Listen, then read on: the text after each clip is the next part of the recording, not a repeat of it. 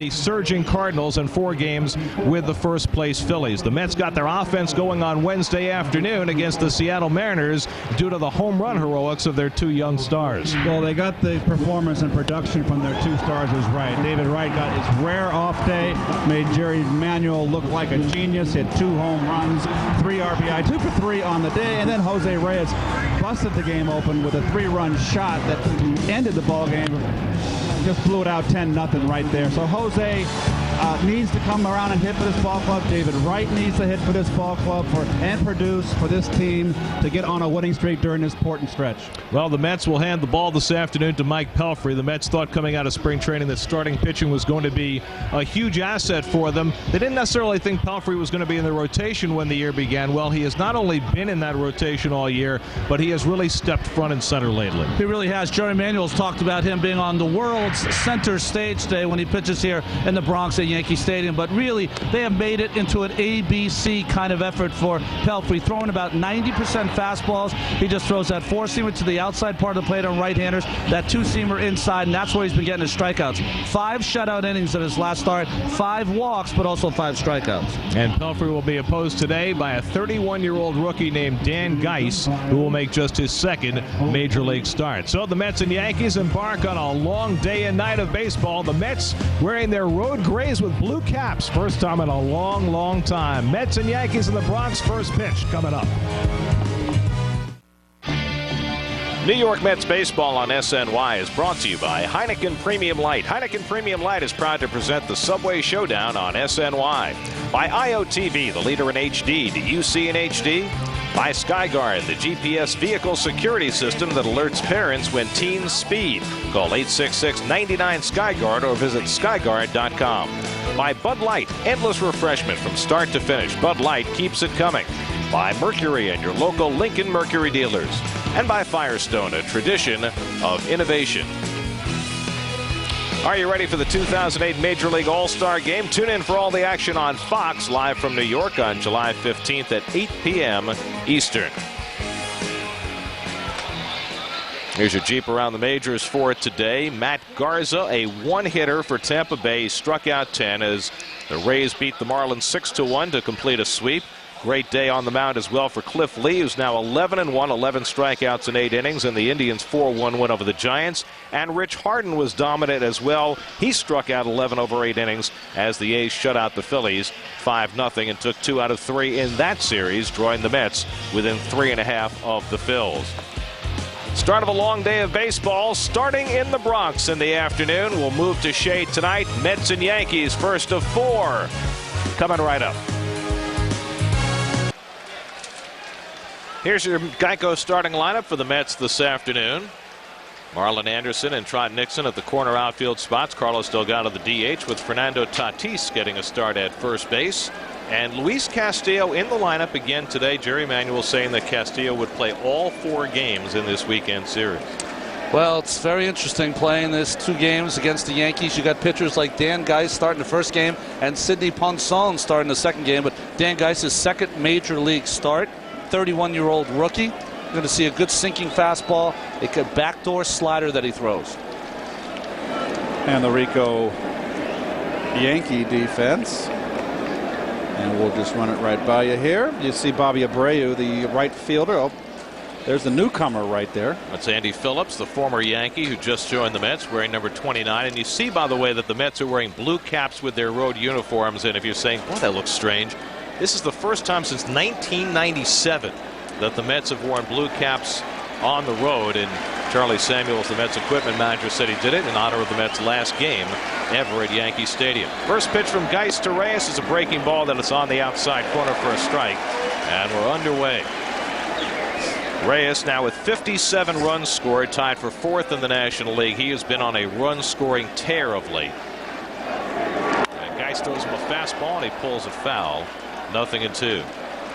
You were talking about that defense. There it is. Oh, there. That's brought to you by Rico. And you can see out in left field, Justin Christian just called up his 3rd game as a Yankee. A-Rod didn't play in that last series against the Metsies. He's back in the lineup, nor did Jorge Posada. He is back in the lineup. Wilson Bedeman at first, the old Brave. So we'll see which way this game shakes. And by the way, Gary, I happen to love the blue hat on the road uniform. Yeah. I think it is gorgeous. Well, it's certainly reminiscent of the first year that the Mets played the Yankees in interleague play, which was 1997. As Reyes lays off, did he go? Nope, he held in time. Third base umpire Mike DeMuro with the call. Well, good call right here. Jose laying off that little off-speed drop there.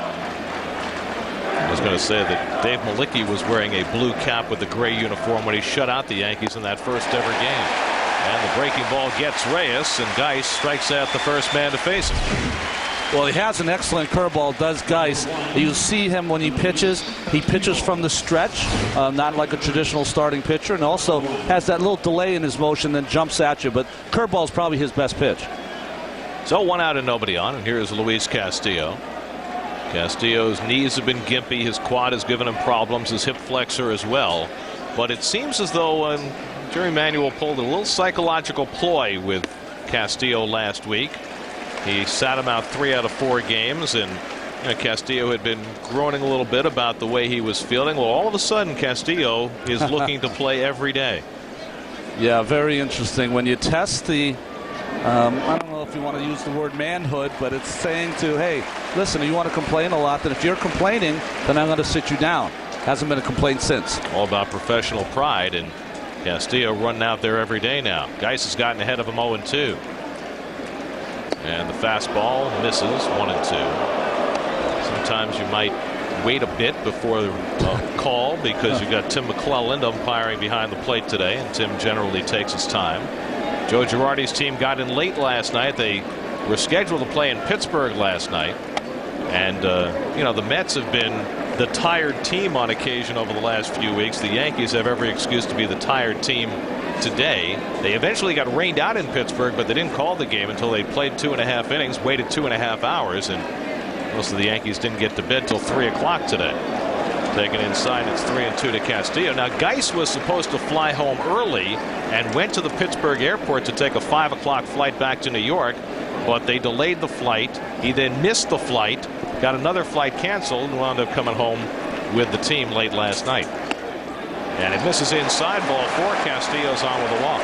Very curious right there, Ronnie. I don't know if you noticed. Got ahead away, and what's going on here? Oh, ball's in the field.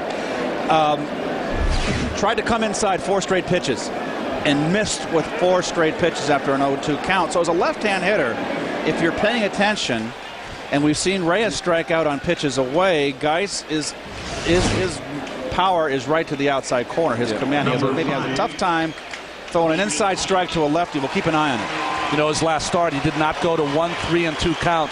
They're getting the walk on Castillo. His first start was against Cincinnati last Saturday. Didn't allow an earned run over 6 2/3, even though he wound up taking the loss.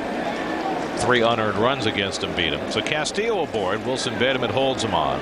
Castillo with 11 steals and 13 tries. And now David Wright, who hit home runs in his first 2 at-bats on Wednesday night against Seattle. And he takes the first pitch inside. Guys thought he would get that call and did not from Tim McClelland. Oh. David wearing his spats today. It's very interesting. It's almost like Tim McClelland tests rookie pitchers to see if they're going to complain. We saw this with Jair Jurgens for the Braves against the Mets at Shea Stadium. McClelland was behind the plate that day. And how long does that test last? Well, if you're a smart pitcher, you will just not even look at Tim. You won't talk to Tim, and you hope he comes around at some point. Mets have already had 1 set 2 with a home plate umpire this week, and that wound up in interesting fashion.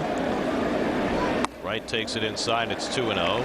Major League Baseball announcing that Brian Runge would be suspended for 1 game for his bumping of Jerry Manuel earlier last week.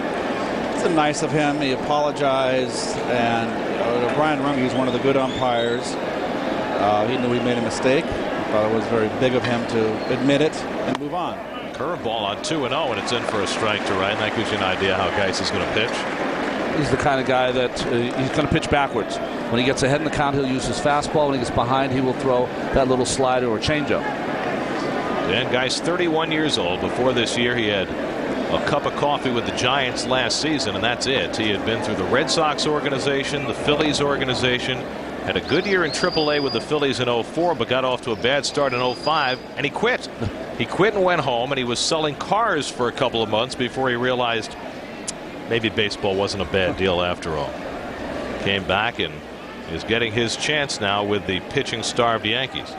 2-1 to right, and it's just off the outside corner, and it's 2-2, 3-1. There's that late call by the McClellan. That was a strike. Watch how late this call is. He waited till Posada almost elbowed him in the chops. Yes. So it's 2-2. 2-2 the count. This takes everybody out. Castillo runs the pitch outside. Posada's throw is far too late. Posada's thrown out only 21% this year. And remember, he was on the disabled list for a long time with a shoulder injury. Well, tough pitch to throw also. That breaking ball down. Jorge Posada, even in his best days, was throwing out runners, was not his forte. But that ball really didn't have a lot of life. That's right. And it gives you the impression that the Mets may do a lot of running in this series. When you're Armstrong, that ball's in center field. 3-2 to right. Breaking ball lined into left field for a base hit. Castillo being waved around third by Luis Aguayo. Here's Christian's throw to the plate. It is not in time. It kicks away, but it hits the bat, and that keeps right at first base. David with an RBI single, his 60th run batted in, and the Mets jump out to a 1-0 lead. Well, 3-2 hanging curve, and he's lucky he got it in enough where it kind of tied up David. Bit surprised David didn't wind up on second base here on the throw. It's over the cutoff man's head and then shakes loose. And David's still at first. There's a little error in judgment there on David's part. I think if the ball doesn't hit the bat lying on the ground, yes, David probably goes to second. Well, it's the Coors Light freeze frame. Eyes right on the ball, right, Keith? Yep. Well, you got to love that. I love that Coors Light freeze frame. It was a freeze cam. I'm thinking of Jay Giles. That's right. So here's Carlos Beltran, and he takes a fastball for a strike. I'm a fan of the Wolf, Peter Wolf. Beltran hitting at 275. 51 RBIs. He's been on a run batted in tear lately. Let's see if Wright tests Geis and Posada. He's got a very short lead, though. David has not been doing much running this year. And Beltran skies it a mile high into shallow center. Melky Cabrera coming on. And that's the second out. So Beltran flies out. And now Carlos Delgado will bat with 2 out and a runner at first. Carlos serving as the DH in this game. And after a very good road trip to Anaheim and Colorado, he's now 0 for his last 14. Well, it's just been sputters and stops and starts for Carlos the last, what, year and a half now. You know, that being said, Keith, I think a good matchup for him right here. A guy who throws a lot of breaking balls, a lot of balls down in the strike zone. Hasn't proved he can throw fastballs up in the hands area. And we've talked so much with Carlos over the last weeks and months about approach, about looking away and hitting it away. Well, so far with Geis, you'd have to think you have to look away. He did not prove at all. Walked Castillo trying to go inside, and see these are the numbers in the last 4 games. I would almost wonder with Carlos just to get on top of the plate. And when you get on top of the plate, get 1 inch off the plate like Rusty did late in his career and dare them to throw you inside. And if they throw you away, if you're standing up on top of the plate, the barrel of your bat's going to cover the outside corner. Rusty also choked up. Yes, he did. Delgado gets under one to center field, sending Cabrera back, but he's got plenty of room out there, and that'll end the inning. But the Mets fashion a run. Castillo works his way aboard after falling behind 0-2. He walks, steals second, and scores on David Wright's hit. And the Mets hand Mike Pelfrey a 1-0 lead as he takes the mound from the bottom of the first. Here's your forward starting lineup for the Yankees. Melky Cabrera for the 8th time this year hitting leadoff. Wilson Benedict getting the start at first. Jason Giambi DHing in the first game today. Justin Christian filling in for the injured Hideki Matsui, who may well wind up on the disabled list between games today when the Yankees need to make a player move to make room for tonight's starter, Sidney Ponson. Well, big Mike Pelfrey gets the start for the Mets. Jerry Manuel talked about Pelfrey has been one of his most consistent starters of late. 5 2/3 innings of shutout ball in his last start. Still, though, walks and strikeouts just about the same. When his secondary pitches get better, his strikeouts will go up. Melky Cabrera leads things off, hitting at .254, and he takes a strike from Pelfrey. It feels like Cabrera's been around a long time. Still only 23. Yeah. Switch hitter, better hitter from this side of the plate. And Pelfrey challenges him upstairs, and it's 0-2. Well, this is the big difference that we've seen in Pelfrey, and that is Mike throwing more fastballs. And Ronnie, you touched on that earlier. Getting ahead. Fires the fastball outside, and it's 1-2. It's an interesting choice there, that sinker away. After throwing a ball up in the strike zone, Cabrera tried to offer at it. You think that you'd read that as a pitcher and go back upstairs, even higher.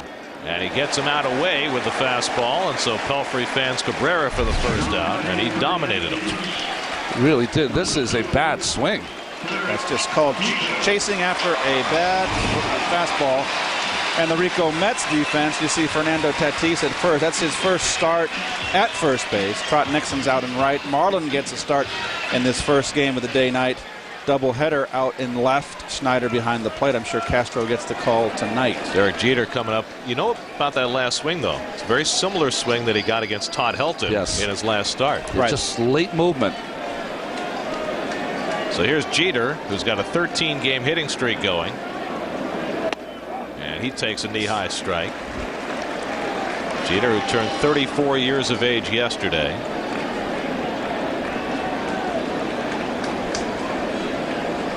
Pelfrey throwing nothing but strikes early, and this first breaking ball is fouled off. You can just see a whole different demeanor in Pelfrey. The way he looks on the mound, confidence. You know, when you're out there every time going out there getting kicked, yes, you know, you're not going to have a whole lot of confidence. And confidence comes with success. There's a calmness, isn't there, to Pelfrey now? And he's getting swings and misses. It's a different guy. 0-2 to Jeter. And he just missed with that fastball. Wow. Where was it? That's what he's thinking right now, Mike Pelfrey. Where was that pitch?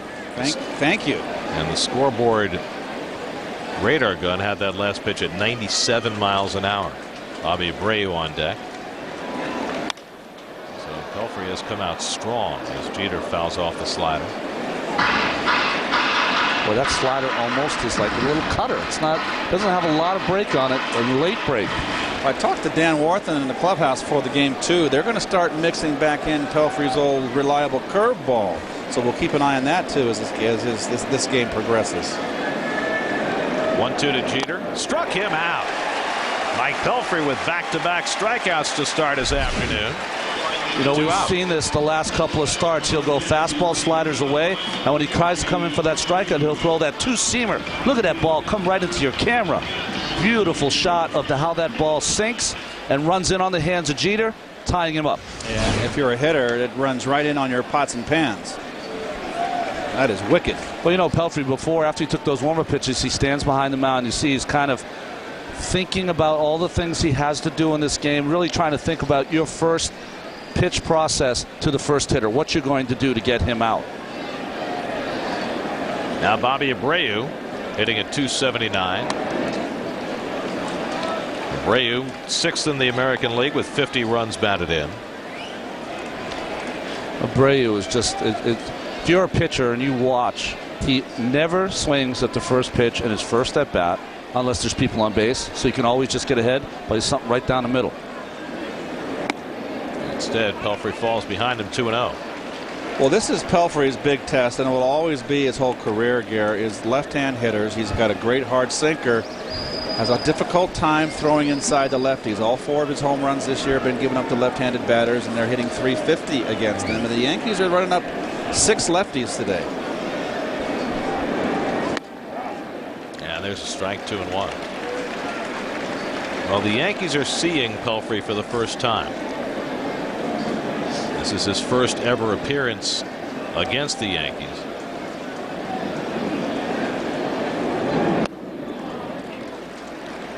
And I think it's interesting that he's facing them at this particular point. I mean, if the Yankees had seen him at a time when he was struggling earlier, it might be a little different than facing him right now when he's feeling the way he's feeling. And Abreu works out a walk. And that'll bring up Alex Rodriguez with a man on. Now you see how Pelfrey has turned his season around from May to June. And it just, you know, it's coincidence probably, but it coincides with him ditching that mouthpiece. And I also think it coincides with, if you watch both Schneider and Castro, when they catch Pelfrey now, they sit right in the middle of the plate. They don't move, you know, drastically like they do for Pedro from side to side. Just let him throw the ball at them and let the movement bring it to the corners. Mets didn't see Alex Rodriguez the first 2 games they played against the Yankees. Mets won both those games in dominant fashion. A-Rod, since coming back, has swung the bat well. He's second in the American League in batting, second in the league in slugging percentage. Missed 17 games with a quad injury back in May. Abreu getting back. We were talking about it before the game. He has just become an offensive machine, robotic in the way he puts up numbers. Well, he struggled against the Mets when he first came over to the Yankees, but those days have passed. Fouls that one off his leg. He's hit 7 home runs in his last 8 games against the Mets. Look at that. The first 19 games against the Mets, no home runs and only 8 RBIs, but that's gone now. Yeah. Sooner or later he's going to get you, and he'll get you too. Jason Giambi on deck having a fine year. Looks like Wyatt Earp with that mustache. I was going to say, looks like he should be playing for the Swingin' A's back in the day. His little handlebar at the corner of that mustache is all.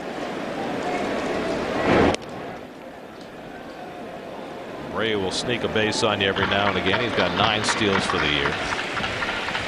That's got Pelfrey a run in the top of the first on a David Wright RBI single. Pelfrey fanned the first 2 batters here in the first before walking Abreu. 1-1 to A-Rod, and he moves him back 2-1.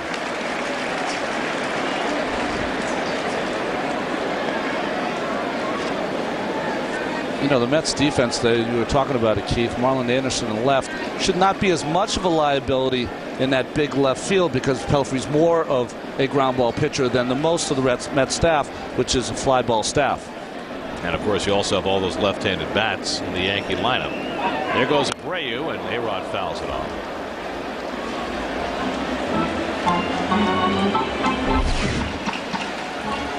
Well, here's the jump. Let's see. Decent jump. There has been only 1 stolen base this year with Pelfrey on the mound. 1 stolen base in 14 starts. Mets have done a great job this year of controlling the opponent's running game. Oh, he's fairly quick home for a big guy. He is. He doesn't have the slide step, but like you said, he's probably in that 1-2 range, which is pretty good. 1-5 and you're in trouble. And Schneider has thrown out 44% this year. Sinker in, 2-1. Grounded foul. It's Bobby Meacham, the third base coach for the Yanks. Whenever you see Bobby Meacham, what do you think about? I always think about him getting thrown out at home. Him and Dale Barrett. Yeah. The 2 runners getting thrown out at home. Tagged out by Carlton Fisk. 85, I think. Yes. That was the play everybody evoked when the Dodgers had the 2 guys thrown out at the plate in the playoffs 2 years ago. Back to first is Abreu. Tatis got the tag on the back just a shade too late. You saw Schneider there with the forefinger and pinky. Then the sign, that was a sign to throw over to first base. If you wanted him to throw to second or to third for a pickoff, he'd do that sign and then do to 1.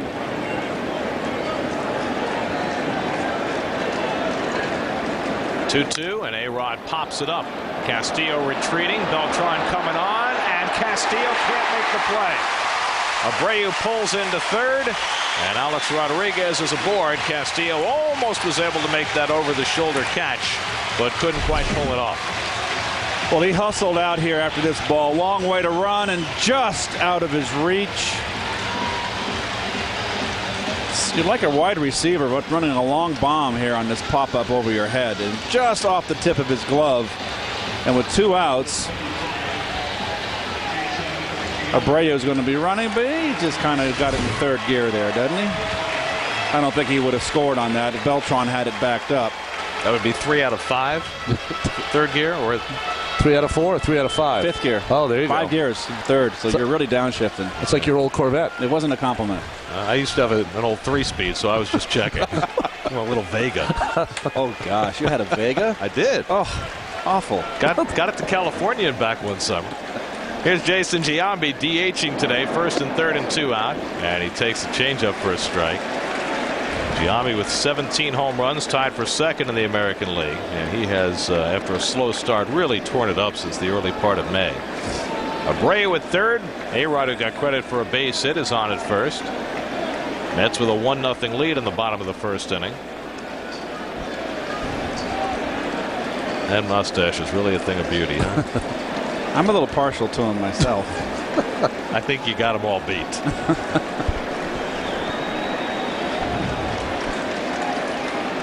There goes A-Rod, and Giambi fouls it off. So Alex Rodriguez was on the move. I kind of question Alex stealing here. It's just he's got a huge jump here.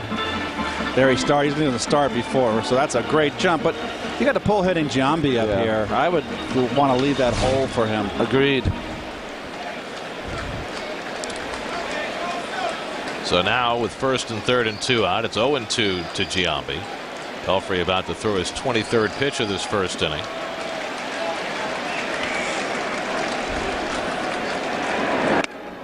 Just inside. 1-2. No, if you're going to miss with that pitch, Ron, miss in like that, that gets a hitter's attention. It really does. That's a good pitch by Pelfrey right there. Fastball in. If you miss inside, which he did. Beautiful. Now this sets up that sinker away. You can go double up fastball in. You can throw a changeup like he did to the 1st pitch to Giambi. 1-2 to Giambi, and he comes inside again with a slider this time, and it's 2-2. Jorge Posada waiting on deck. The Yankees had neither A-Rod nor Posada those first 2 games that these 2 teams played, and we said at the time that the Yankees would probably be anxious to push this game back so they'd have those 2 guys back when they made it up. Well, sure enough. And A-Rod diving back. Well, I think A-Rod now is going to hopefully wait for a 3-2 count to get moving. See Giambi trailing only Josh Hamilton in the American League home run race. Big surprise in there is Carlos Quentin. Yeah. Came over from Arizona to the White Sox, is having a terrific year. 25th pitch of the inning for Pelfrey. 2-2 to Giambi. Broken bat looper into shallow left for a base hit, and it ties the game. Abreu scores. A-Rod heads for 3rd. Anderson's throw arrives too late. Now Pelfrey shattered Giambi's bat. Nonetheless, he drives in his 45th run to tie the game at 1.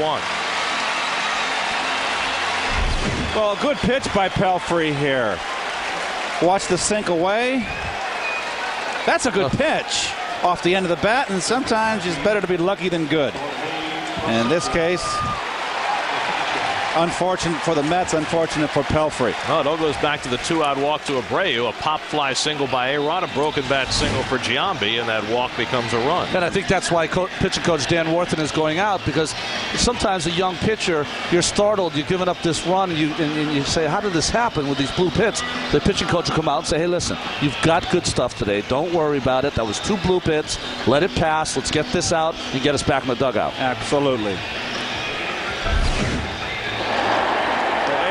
With 2 outs all the way, going 1st to 3rd.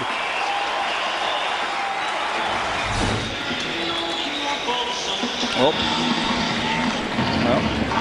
both runs are via the walk. Dan Geist walked Luis Castillo. He stole a base and scored on David Wright's hit. Abreu walked with 2 out, and 2 soft hits off Pelfrey have brought him home. Now Jorge Posada, who's had just 111 at-bats this year because of his shoulder injury, and he swings and misses at the 1st pitch fastball out of the strike zone.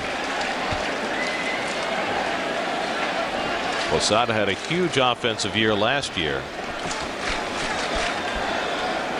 and his loss really hurt the Yankees.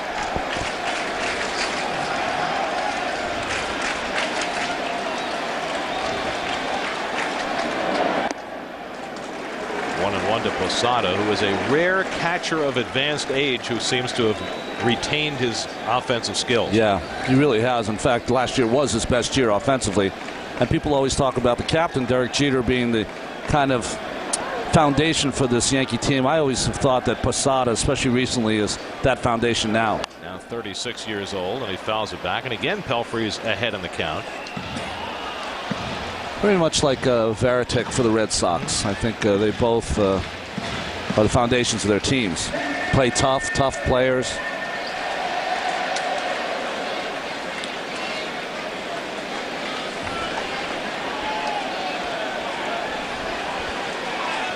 Posada with that back foot clearly out of the batter's box. You can make a gripe on that. 1-2. Giambi runs, struck him out. The inning is over. Pelfrey fans 3 in the inning, but in between, a walk and a couple of soft hits produce a run for the Yankees. A-Rod's pop up just beyond Castillo's reach. Giambi shatters his bat and dumps one into left for a tying hit, and it's 1-1 as we go to the second. The CW11 Morning News. Get the latest news from around the world to around your corner, plus up-to-the-minute traffic and transit reports with CommuterCast and a weather forecast you can plan your day around. The CW11 Morning News, weekdays from 5 to 9 a.m.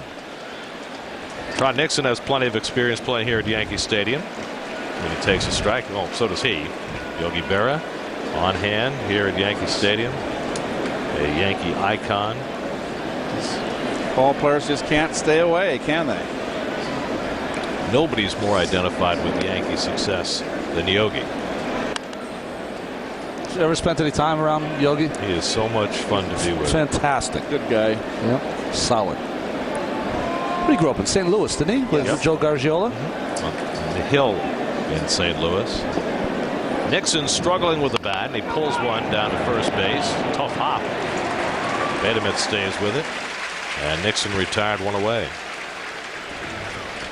Nixon has really struggled. I mean, he's been out in front here. He's had 28 at bats now, and I can only think of a couple of balls he's hit hard. He has been way out in front. The last series against Seattle, the games that he started in, he's hitting balls way into foul territory.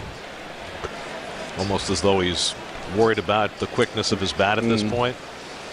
Trying to cheat a little bit. Cheat a little bit inside. There's Marlon Anderson taking all the way, and it's ball one. Marlon playing left field in this game. And Anderson hitting just 198. And Dan Geis, the rare starting pitcher, pitching from the stretch. We saw that earlier this year. Yeah, with Nelson Figueroa for the Mets. He pitched from the stretch also. The guys who do this are the guys that are almost career minor leaguers who get shuttled back and forth from the starting rotation into relief. And they just figured to keep their mechanics, if they're going to be moved back and forth, they might as well just do it one way, and they do it from the stretch. Well, in Geis's case, before this season, he had made 374 appearances in the minors and 8 in the big leagues, all in relief. This is only the second start of his professional career. Wow. His first was against the Reds last Saturday, and he walks Anderson to give the Mets a one-out base run. Well, you said that he retired and went to sell cars, sell Hondas, in fact, in Anaheim where he lives. And what happened is during the winter, he went to help other minor leaguers get ready, so he's pitching to them. And they said, you got to go back. Your stuff is good enough to be a major leaguer. And they really, those minor leaguers got him to go back again. There's Fernando Tatis playing first base in this game, as the Mets continue to rely in their starting lineup on backup players. Now, the good news is they could have Ryan Church back as soon as Sunday. Church played for Brooklyn last night, played 5 innings, got 3 hits, felt a little sore afterward. Ryan will play again tonight. Jerry Manuel said he will not think about activating Church tomorrow because Andy Pettit, the left-hander, is going, but that there is at least an outside chance that Ryan will play in the last game of this series Sunday.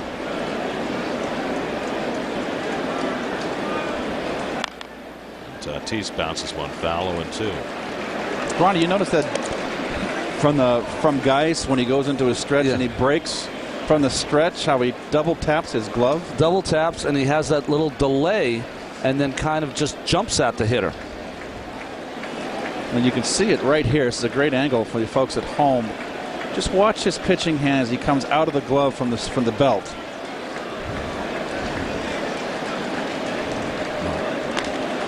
Be patient. Of course, not obliging. A little like Maddox in the way he takes his stretch. Very, very good call, Gary. It's almost like a timing device for him to deliver the ball to the plate.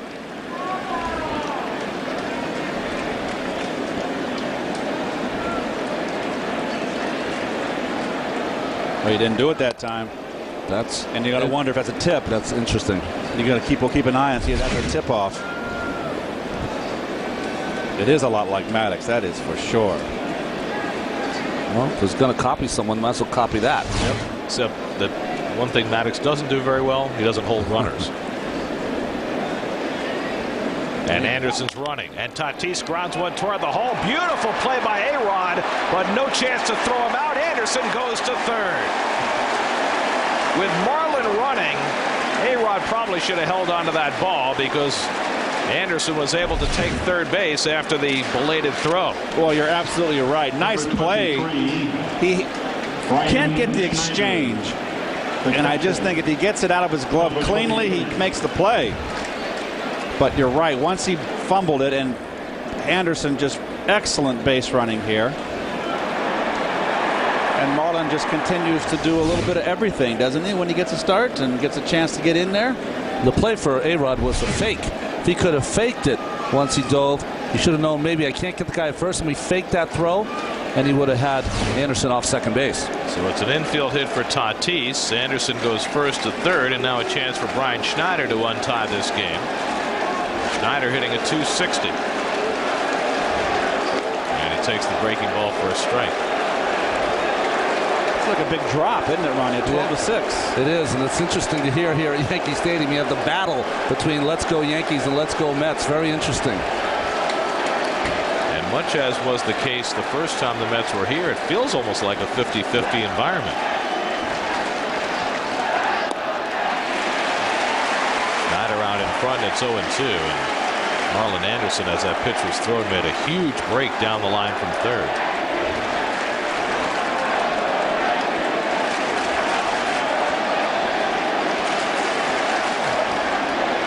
This is what makes these games so special.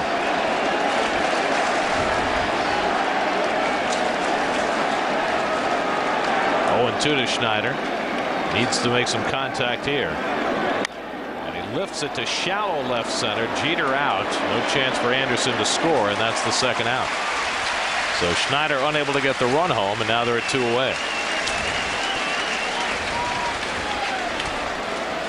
Well, they gave Schneider there a steady diet of off-speed breaking stuff. He struck out Jose Reyes the first time around to lead off the game on a steady diet of off-speed breaking stuff. We'll see how he attacks Jose in this at bat. You know, we were talking about it before, Gary, Keith. Also, when the Mets play in these interleague games, and with the injuries that they have, and they have to add an extra hitter to the lineup, it's just the advantage Yankees. Well, you look at the Yankee line, the Met lineup today, 6 through 9. You've got Nixon, who was in the minor leagues until a week or so ago. Anderson, who's a career backup. Tatis, who's been out of baseball for a few years, and Schneider, your catcher. I mean, that's not a very imposing 6 through 9. You know, with Delgado's struggles, you can really say 5 through 9. Yeah. So the Mets are ever more reliant on the top part of their batting order.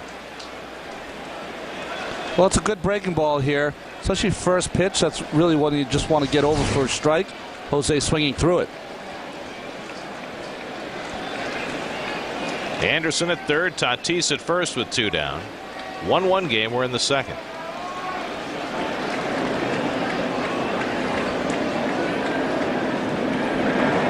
Reyes takes the breaking ball. It's a little low. And his first at bat, Jose swung at 2 of those breaking balls in the dirt. Laid off this one. And there's your difference. You know, you're 1-1 instead of 0-2. It's so critical to have a good knowledge of the strike zone. Reyes hit a 3-run homer on Wednesday on a slider. Now has 34 runs batted in out of the leadoff spot. Goes the other way and fouls it off. You know, before last game, too, Jerry Manuel talked about that his club is a bad offensive club right now. And the reason he said that is he thought that his Met hitters were getting themselves out, that they were swinging at pitches out of the strike zone.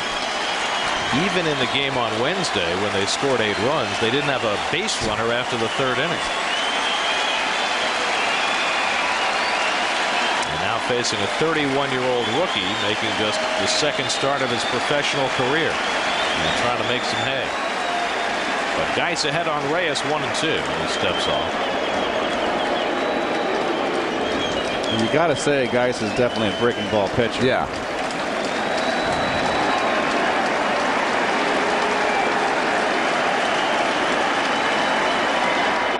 Reyes taps it right back to Geis. He gets himself out of a jam. A walk, an infield hit, and 2 left. Middle of the 2nd in the Bronx, the Mets' last ever game at this Yankee Stadium. Game tied at 1. Hey, it's time for our Dodge Ask the Booth. Keith and Ron, Mark from Oceanside, wants to know, do you wish they had had interleague games during your playing career? Right, first of all, where's Oceanside? Long Island. Oh, okay. South Shore. I just want to make sure. No, It really is near the ocean, just so you know. Oh, that's where Russ is from. Okay. Russ, our stage manager. I would have liked it, to be honest with you. Only if it was 1 series at Yankee Stadium and 1 series at Shea, and then get back into it. That's it. Not the other stuff.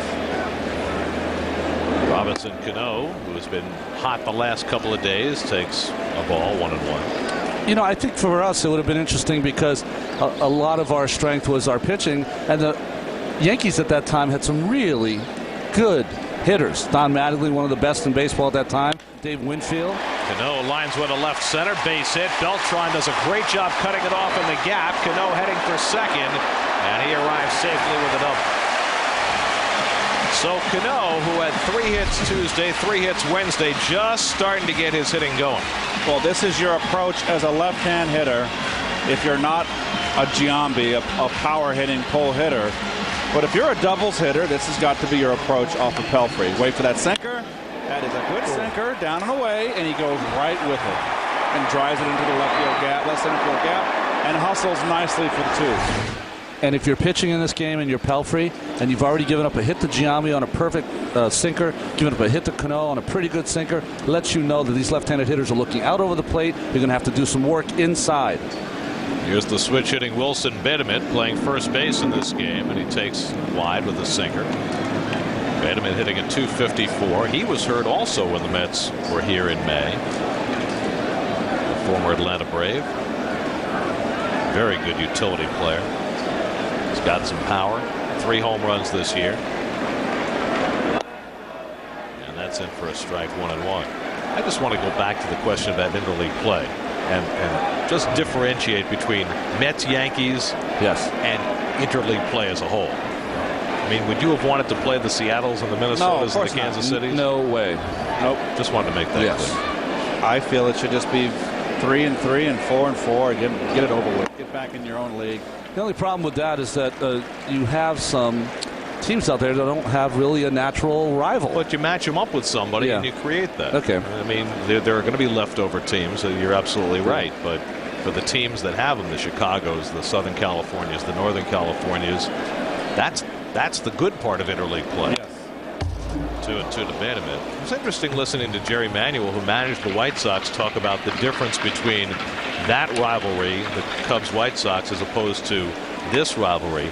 He said the Chicago games were kind of like a backyard brawl. He said this is like a world stage. Well, in our day, it was different also for you folks at home because guys did not change teams as much. You know, you would be a traditional National League player for your entire career. Bedimit down looking, and that's the first out of the inning. Beautiful backdoor slider, RJ. Yeah, this is what, when Pelfrey, we talked about his secondary pitches. When he starts to get them over, you see Brian Schneider shaking his head. Yes, that's a good one right there, right on the corner. As his secondary pitches get better, he'll strike out more. Could Tim McClellan wait a little longer before telling people it's a strike? You know, he's only doing it to irritate you. You know that. And everybody else in the ballpark. There are 56,000 people who don't know whether it's a ball or a strike. Here is Justin Christian playing his third major league game. What would be the odds that the Yankees, in the same game in which they are starting a 31-year-old rookie, would have a 28-year-old rookie playing left field? Christian is a guy who started out in the Frontier League.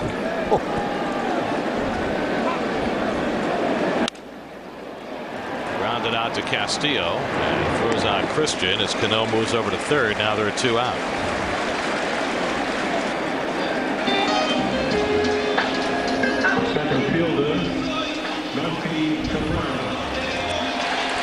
Here's Melky Cabrera, who struck out his first time up.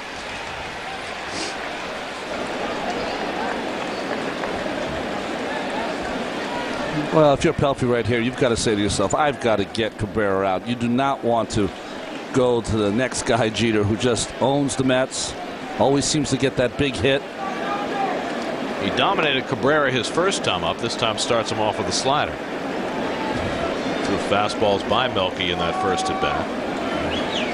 Melky Cabrera, not exactly your ideal leadoff hitter, with a .317 on base percentage. Lifts this one to left field, and Anderson is right there to grab it and end the inning. Leadoff double for Robinson Cano, but he is stranded at third. The famous corner of 161st and River, right under the subway L. 1-1 as we go to the third. Fans, your favorite show is back on the CW11, and you get to pick the episodes you watch. Just visit CW11.com each week and vote for the 2 episodes you want to see. The top 2 vote getters will air every Sunday night in the Honeymooners Viewer Choice Hour on the CW11. Luis Castillo leads off the third. Mike Pelfrey getting debriefed after that last inning. And Brian Schneider doing most of the talking. Castillo walked, stole a base, and scored a run in the first. Wonder what this guy's arm must feel like after every game. I mean, breaking ball after breaking ball after breaking ball. Reminds me of Steve Stone saying that the year he won 22 games, he said, I knew I could throw as many curveballs as I had to because I'd never be able to pitch again. He had a good one, didn't he, Keith? Stone? Yes, he did. I remember when he came up with the Giants. There's that tapping again, Ronnie. Yeah. And that was the fastball for a strike. It's curious if it's a particular pitch that he does that. Well, the last time he didn't tap and threw a fastball. Yeah. I know. So you're right. Right when he breaks from the glove. Jeez. Every time we want to watch closely, now he steps off. Come on, Dan. Conspiracy theory.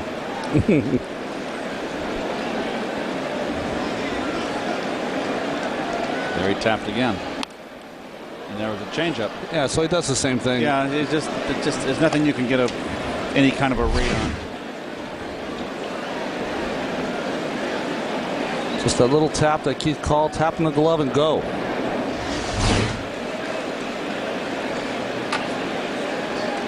Maybe it's just the difference between a Civic and an Element. Right back up the middle, and a base hit for Castillo. So Louis aboard for the second time. Mets have the leadoff man on for the first time in the game, and David Wright coming up. By the way, Guy said he was not very good at selling cars. He said in 2 months he's sold only about 5 cars because he said, I'm just too honest. Told him we don't want to buy this car. This is a lousy car. This is horrible. Oh. So Castillo, who stole a base first time he got aboard, is on again, and we'll see what Geist does here with Wright at the plate. Nope. And the breaking ball in for a strike. I don't see any pattern on any particular pitch or that he taps, or maybe he'll be less inclined to tap with a stolen base threat on base. I don't know why he does it sometimes and sometimes he doesn't.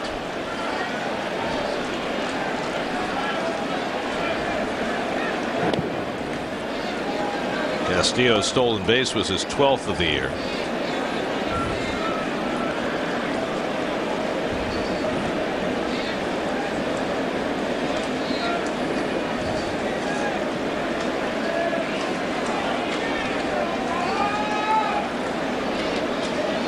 pitch out.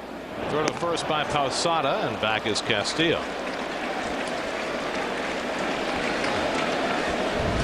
I just keep looking down that Met dugout. I just love the blue hat. I'm going to tell Charlie after the game that they could keep him in blues. That is just good looking. Well, if they win today, you might see him in St. Louis. 1-1 to right, and David swings and misses at the fastball. 1-2. David drove in his 60th run of the year in the first inning. He's now 5th in the National League in RBIs and just 6 runs batted in off the lead. Adrian Gonzalez has 66 to lead the National League.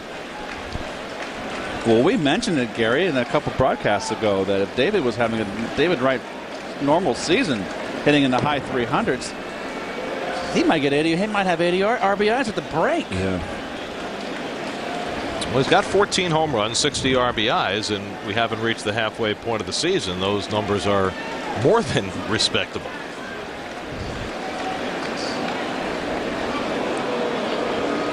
The guy's paying a lot of attention to Castillo after he swiped one in the first.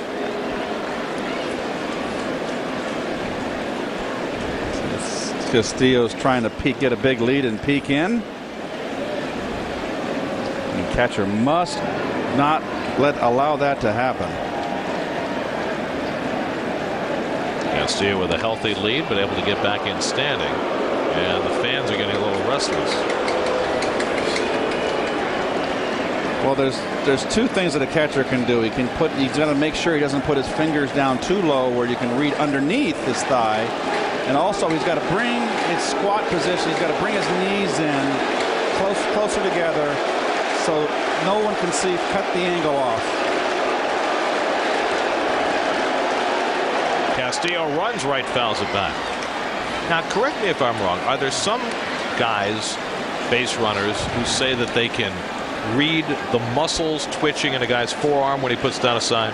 Lance Parrish, who used to catch for the Philadelphia Phillies in the 80s, he was so muscular that when he would call a changeup on the day games and he would not have the sleeves on, you could see his muscles ripple in his forearm, and that's how I remember Wally Backman and Lenny Dykstra. That's how they read changeup when the Philadelphia pitchers were throwing. Why didn't you tell me? You don't run. You don't run.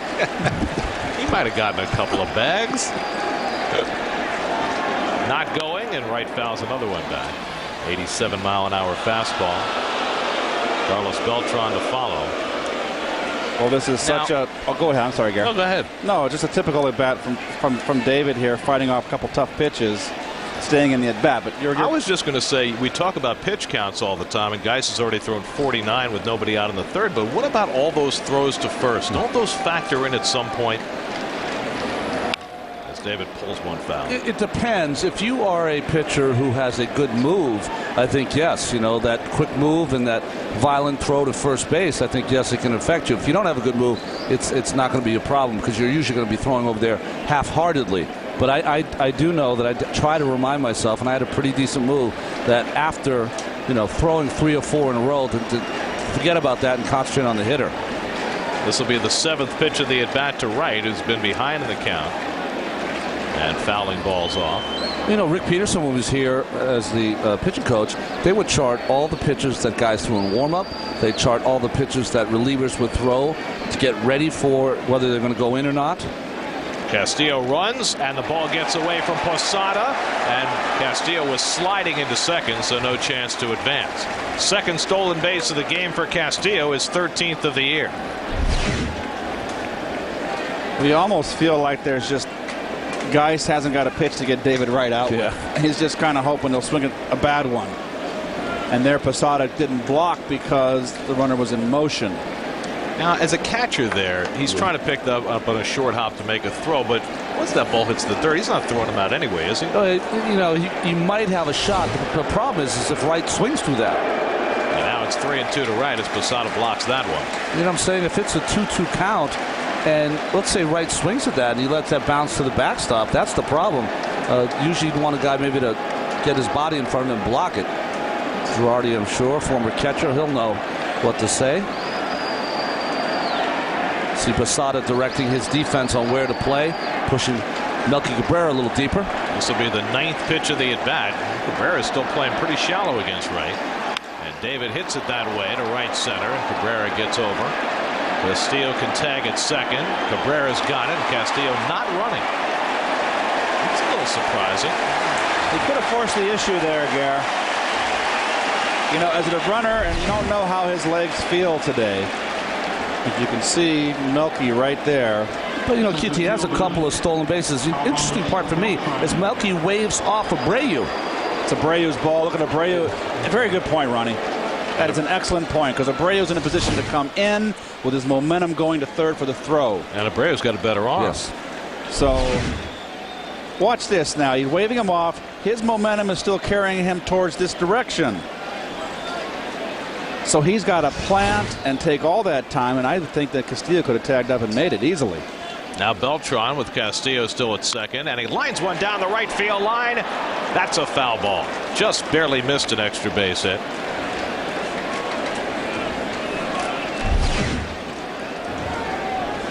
Those are the kind of ones you watch and you're blowing them foul. Get foul. Leasing that ball.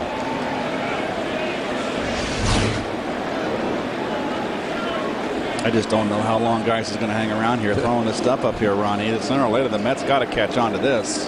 Fastball away, and it's 1-1 to Beltran, who flied to center his first time up. Yeah, he doesn't really have anything that's going to fool you. And these are the kind of guys, as a manager, Joe Girardi probably hoping just to get 5 and then get in the bullpen. The Yankees are treading water with their starting pitching right now as Beltran lifts one down the left field side, foul and out of play. Not a lot of foul territory here at Yankee Stadium. A lot behind home plate, but the further you get down the lines, you can see, boy, it's a hitter's haven there. The Yankees are relying very heavily right now on Mike Mussina, who last night pitched 2 innings and got rained out. That's a real killer for their staff right now. Chen-Ming Wang out till September. Philip Hughes out till August. Carl Pavano maybe will be back in August, although who would ever count on that? They hope to have Ian Kennedy back fairly soon. He's out on rehab, but they are so short-handed in their starting pitching right now. They're going to activate Sidney Ponson to pitch tonight, and there's already speculation around that the Yankees might be interested in picking up Sean Chacon, who got released by the Astros for grabbing his general manager by the neck and throwing him to the ground. So watch out, Brian. Don't let him get you. Well, he's pitched here before, Sean Chacon. So I think that when you look at the Yankee pitching, it was interesting in last night's game. 1-2 to Beltran, and that just missed. That Mussina started that game because Joe Girardi early in the year had Ian Kennedy, who's going to start a game. Threat of rain. He went with a bullpen person first, and then went to the pitcher. Surprised he didn't do that last night's game with a threat of rain. He would have had Mussina for tonight's game or this afternoon's. If they restarted that game, Geis was going to come on in relief. I don't know who would have started, and Beltran rockets one to deep right field. Back to the wall. It's out of here. Beltran with a 2-run homer. His 12th home run of the year, and it's 3-1 Mets.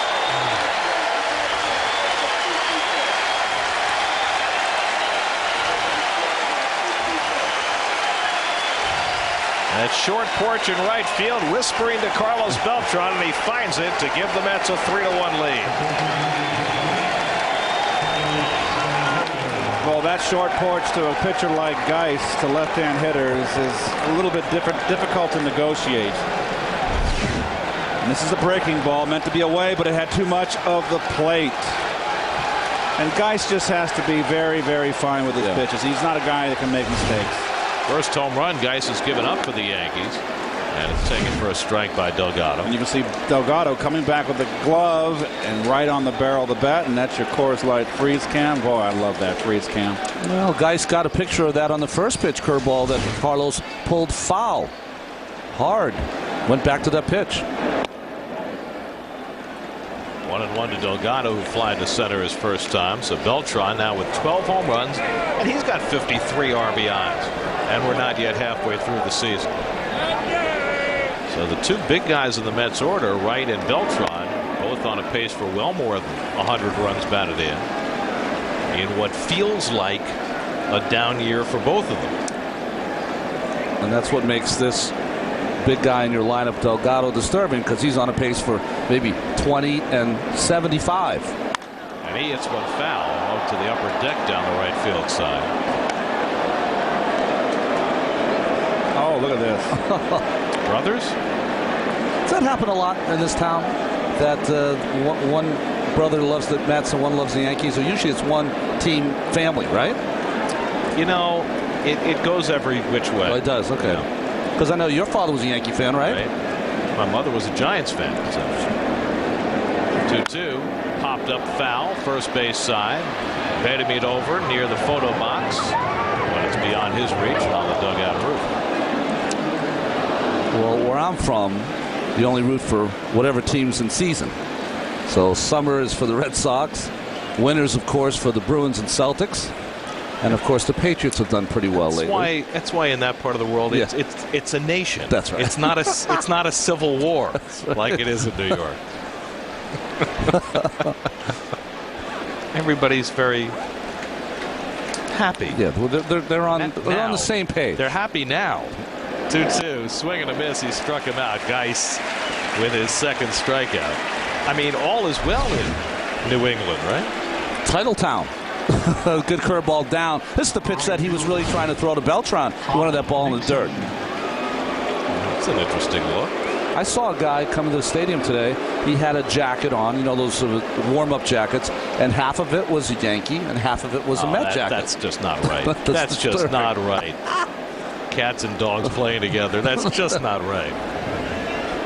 Here's Nixon, who grounded out to first his first time up. I mean, you can see that in Northern California with the A's and the Giants with the split caps like they had in the '89 series. That just doesn't play here. I'm sorry.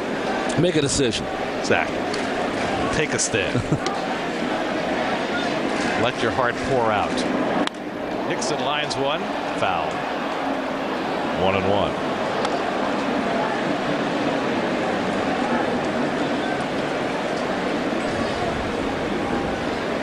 It's interesting, these moves that have been made recently by Omar with 66 pitches so far for Geis, only in the third inning. You know, Trot Nixon is Omar. Trot Nixon and now Andy Phillips just trying to get some kind of production from the minor leagues. See Omar staying in uniform with the blue cap on the road. 2-1 to Nixon. Well, the Mets are going to have to make a decision when they activate Ryan Church, whenever that is, Sunday, Monday. And you know, all those guys are on the bubble. Nixon was the last guy in before Phillips, so have to figure out who goes. There's Andy Phillips. Nixon lifts one to right, and Abreu in a few strides to get it. But the Mets grab the lead in the top of the third inning. Leadoff hit for Castillo, and Carlos Beltran rockets a 2-run homer, his 12th of the year, and gives the Mets and Mike Pelfrey a 3-1 lead. Here's your Mets upcoming schedule. Remember, all Mets games on SNY are available in HD, presented by IOTV. Tonight at Shea, tomorrow at Shea, Sunday at Shea, Mets and Yankees, and then 4 in St. Louis and 4 in Philadelphia. And remember, if you're in the car, listen to every Mets game on Sports Radio 66. WFAN. Derek Jeter lines the first pitch at the bottom of the third into the right field corner. The throw arrives too late for Nixon, and Jeter has his 14th double of the year, and he now has a 14-game hitting streak. Well, we've seen Jeter do this so much, so many times. He stays level on that high ball. You never want to pitch Jeter upstairs. It's one guy you've got to keep it down. Now watch. Ball's coming in. Look at him drive it the other way. It's a ball he could have pulled. He's going that way. Stays level. That's his 400th career double. Wow, congratulations. What a player. Derek Jeter turned 34 yesterday. Well, that's very nice. Very, very nice.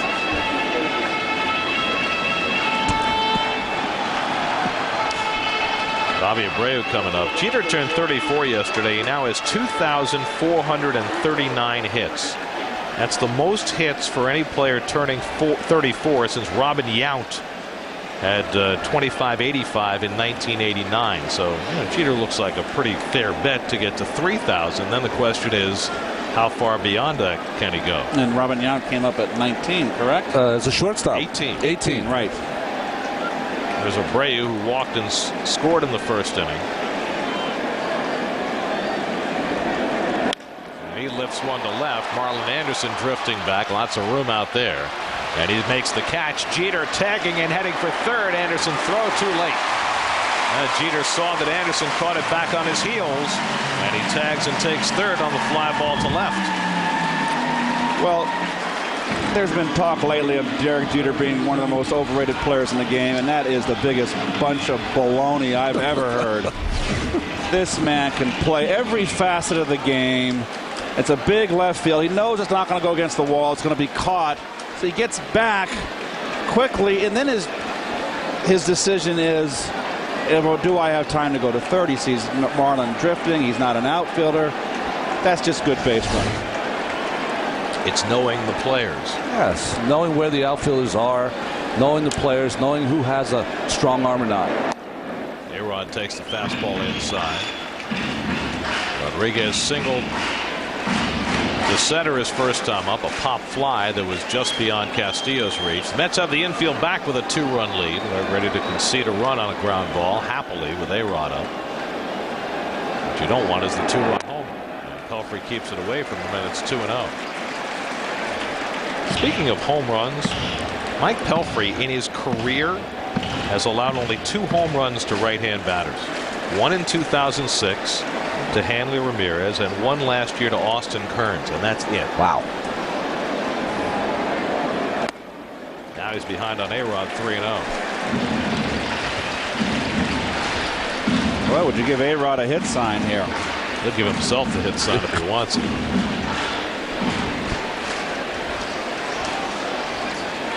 What a player A-Rod is. Jeez, what a year he had last year. Takes a 3-0 fastball for a strike.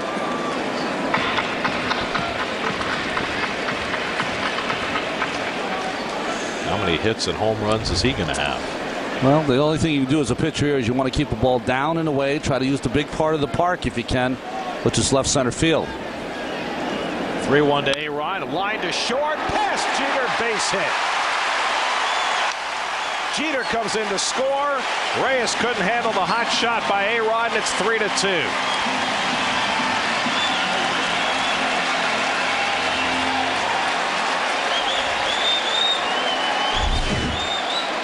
Well, they're going to come with the sinker down and in.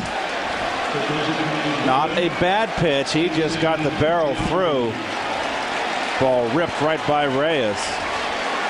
That'll make your starter very happy. So Alex Rodriguez drives in his 42nd run, and the Met lead is 3-2. Now Jason Giambi, who broke his bat and flared a single to left to drive in a run in the first. Reyes is a little unhappy with himself. He thought he should have knocked that ball down. Well, it was ripped, and you know, you can sacrifice your body. That's what you'd have to do to really make that play, is just block it almost like a catcher, Gary. Be nice if you had a chest protector. Yeah. Well, here it is, a great angle right here. Let's see Reyes. Well, he got a very late break on that ball, and I've noticed that from Jose around the last 6 weeks, Gary, that he is not getting the jumps on balls that he used to. And that ball was a rocket, but you saw the late reaction to it. Now, do you think that that's being prepared, being on your toes? Well, that's interesting you say that, because that's where the problem lies. The problem lies is that you're taught since you're a small boy to be in ready position when the ball's delivered to the plate. Jose is more of an infielder who just stands up and kind of reacts from there instead of getting in that low Buddy Harrelson ready for the ball position. Now, most infielders, Gary, as the pitcher breaks from the belt or starts right to the point where he releases the ball, you take a step in and settle. So you're on your toes, ready to go left, right, forward, back. Reyes just kind of stands there in a straight up position, and sometimes on his heels. You never want to be on your heels. Giambi takes one in tight, and it's 2-1. And as an infielder, Keith, doesn't it just feel better the closer you are to the ground, the more ready you are, it seems, for those ground balls? Yes, I agree. Well, the other piece of that is when you're 19, 20 years old and you have the quickest reactions you're ever going to have, maybe you can get away with something that you can't when you get a little older. And I'm not saying Reyes is getting old. He's 25, for goodness sakes. But at some point, does he have to change in deference to the fact that, you know, he's not 19 years old anymore? But those are bad habits that you start early that need to be corrected when you're young, Gary. So just because you can get away with them at an earlier age, if you've got the proper fundies, it's going to carry you a lot further. I guess the question is, at this point, is it possible for him to change? And yes, and if someone be in a different position. Someone really has to stay on him. I mean, Hanley Ramirez is very much the same way. Hanley Ramirez from the Marlins stands straight up and is not in a position to field the ball, much like Jose has been doing lately, standing more erect instead of getting down that crouch position ready to go. Where have you gone, Cookie Rojas? He would be a guy to make sure that you got in that position. Yep. Well, Sandy Alomar would be the guy here now. 3-1 to Giambi, and it's outside, ball 4, and the Yankees have 2 men on. Second walk given up by Pelfrey. Well, this is going to be one of those Yankee Stadium kind of games, I think. Just a lot of pitchers can put themselves a lot of stressful situations with the short porches to deal with and left-hand hitters. And a general Yankee theme with their offensive lineup. If they take a lot of pitches, they try to work walks. They wait for that big swing. Well, we're going to see Jose here. We're not, you know, beating a dead horse here, but this is a good shot right here, a 2-shot to show you. And let's see how Jose is ready to field a ground ball once the ball's out of Pelfrey's hand. Jorge Posada, the batter, struck out his first time up, tying run at second in a 3-2 game. And Posada hits it off the end of the bat. Reyes going out. In comes Beltran sliding. Can't get it. It lands behind him, and the bases are loaded.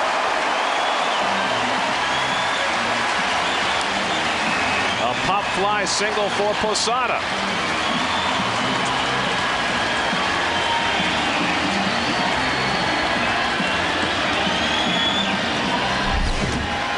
Well, just 2 of these off of Pelfrey so far. That's cost him runs. A-Rod in the first. And nice effort there by Beltran, but just can't get there. You know, when you always talk about Yankee Stadium, Keith, you always talk about the short porch. What never anyone talks about is because the outfielders play so deep here, there's so many of those blue pits drop in. Well, we had one in the first inning that A-Rod hit that landed beyond Castillo's reach. Then Giambi's broken bat single that fell into left, and now Posada hitting one just beyond the reach of Beltran. So now the base is loaded with 1 out. Mets cling to a 3-2 lead in the third, and here's Robinson Cano, who doubled to left center his first time up. Mets in at the corners, and Cano takes one in tight. Well, he hit that double in the left center field the first at bat on that sinker, low and away, and there's Snyder right there calling in. Pelfrey still wants the ground ball here. It's an ideal situation. I used to just bring my knives and forks to the plate when I had this kind of situation off a right-hand sinker ball pitcher, because he wants that ground ball. And again, he stays inside and misses. It's 2-0.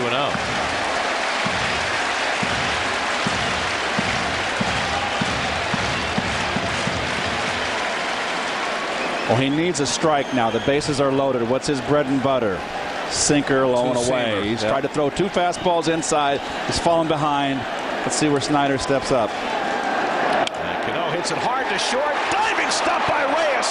Out at second. The relay not in time. The game is tied, but Reyes makes a superb play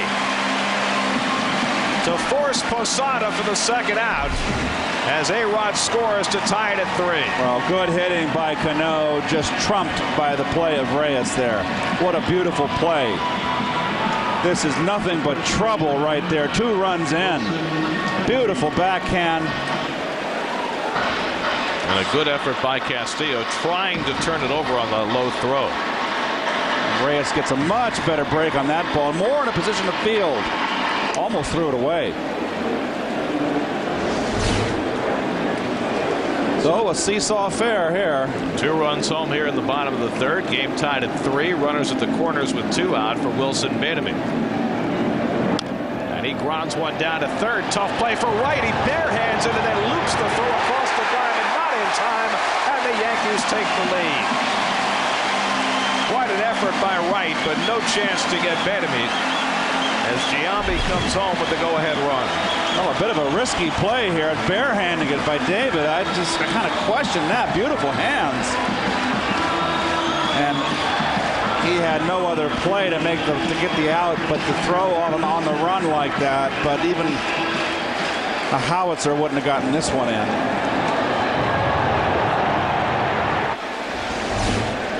So Bedimit with the infield hit, and the Yankees have 3 runs home in the bottom of the 3rd and lead 4-3. 2 on and 2 out, and Justin Christian, the number 9 hitter, who grounded out to Castillo his first time up. He thinks about a bunt, which would be a terrible play, and he takes a strike. It's interesting. You see the approach second time through the order off Pelfrey with the left-hand hitters going the other way. You saw Bedimit really going down the line, and of course Cano with a bullet to the right center field, the left center field, that Reyes made the great play on. Pelfrey is about to throw his 60th pitch, and almost all of them have been thrown under stress. This is now the Yankees' 12th at bat in this game with runners in scoring position in the first 3 innings. And it's taken for a strike. The Yankees are now 4 for 10 with runners in scoring position in the game. Cano at second and Bedimit at first with 2 out.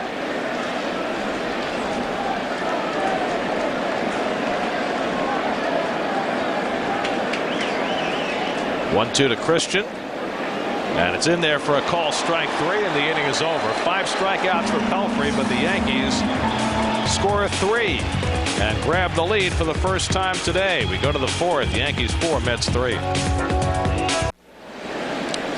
4th inning, the Mets come to bat against Dan Geis, trailing now 4-3. Carlos Beltran's 2-run homer put the Mets in front in the top of the 3rd, but the Yankees scored 3 in the bottom of the 3rd.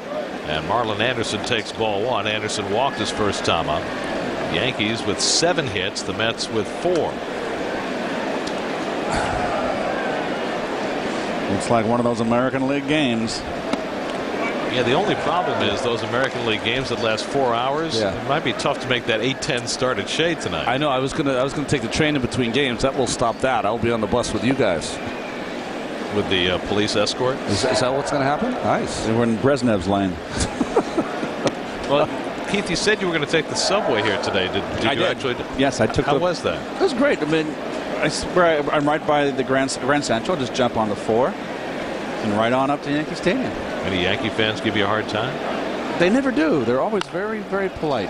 Slowly hit down to A-Rod. And he throws out Anderson one away. Let's check in for the first time today with Kevin Burkhardt. Kevin? Well, guys, how you doing? You know, it's funny, Gary, you were mentioning the story about Dan Geis and his night last night. So bizarre that he goes to the airport, told one thing, goes to get something to eat, misses his flight, and he's back at the ballpark. And maybe he could have pitched if that game resumed. I was talking to Jabba Chamberlain today. He said, it's kind of like a bad movie. I saw him early. He said goodbye. And later in the clubhouse, I see him again. I said, hey, stay hot, Dan.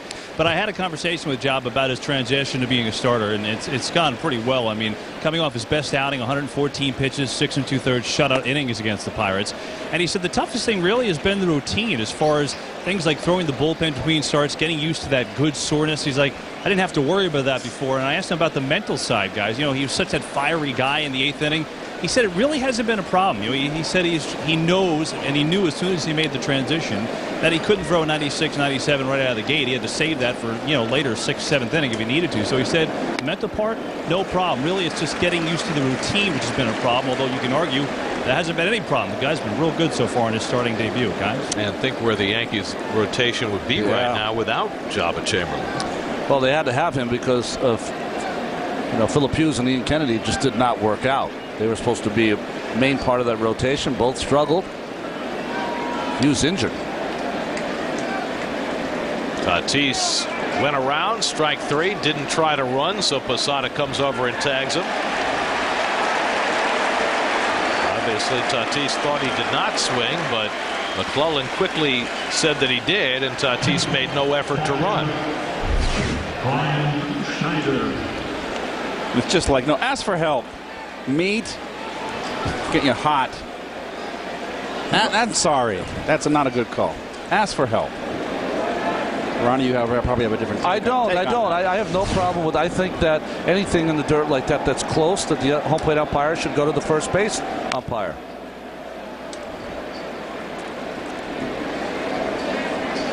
Schneider popped up to short his first time up. Came up with runners at first and third. Couldn't get the run in. Well, you're talking about the young Yankee starters. Ouch. Hughes and Kennedy. There are their numbers. Schneider pops one foul off the third base side. And that goes in the crowd. And they're hoping to have Hughes back in August after the rib injury that he suffered. Kennedy, they're probably going to add back into the rotation fairly soon. Well, they were expecting a lot from Hughes. He had a good year last year, and they were expecting for him to grow and big things from him, and it just did not work out. They were expecting to get what Pelfrey's giving to the Mets, at least that kind of effort. Schneider rips one foul. You know, you were mentioning, Kevin reiterated that Dan Geis and his situation at the airport reminds me of Bruce Perenni when he was a pitcher for us. They wanted him to go see Dr. William Andrews. He jumped on the plane, he got off, and he was supposed to go to Columbus, Georgia. Got there, waiting for his car, called Jay, said there's no car there. He was in Columbus, Ohio. Went to the wrong state. That's a problem. Oh, goodness. How was his elbow? Bruce had great stuff. Just blew his arm out. And breaking ball fouled off. I mean, that's just time when, you know, you got the bad elbow. You don't want to be renting a stick shift. That's right. That's right. Unless you have English Drive. That was the only. I don't think they have that in Columbus, Georgia. No, you're right. Just a guess. That was the only player that Frank Cashin came up to me and asked my opinion of him. Schneider lifts one to center field. Bruce Perenni, and I said, get him if you can. He's got great stuff.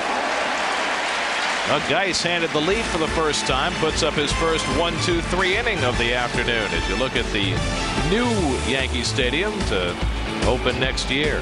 4-3 Yankees lead. Tonight the scene will shift from the Bronx. Mets and Yankees will brave the traffic with a police escort, of course, and land back at Shea, where Pedro Martinez will be waiting, trying to get his season rolling. It's been a rough go of it for Pedro, but he'll pitch tonight against the Yankees at Shea. 7:30 the coverage on the CW11. Top of the batting order, Melky Cabrera leads off the home fourth and takes ball one from Pelfrey. Cabrera has struck out and flied to left. Yankees scored 3 runs on 4 hits in the third to take the lead. Who was that? I told Rusty to stay home. Like John Belushi with a freight wig, but then it couldn't be.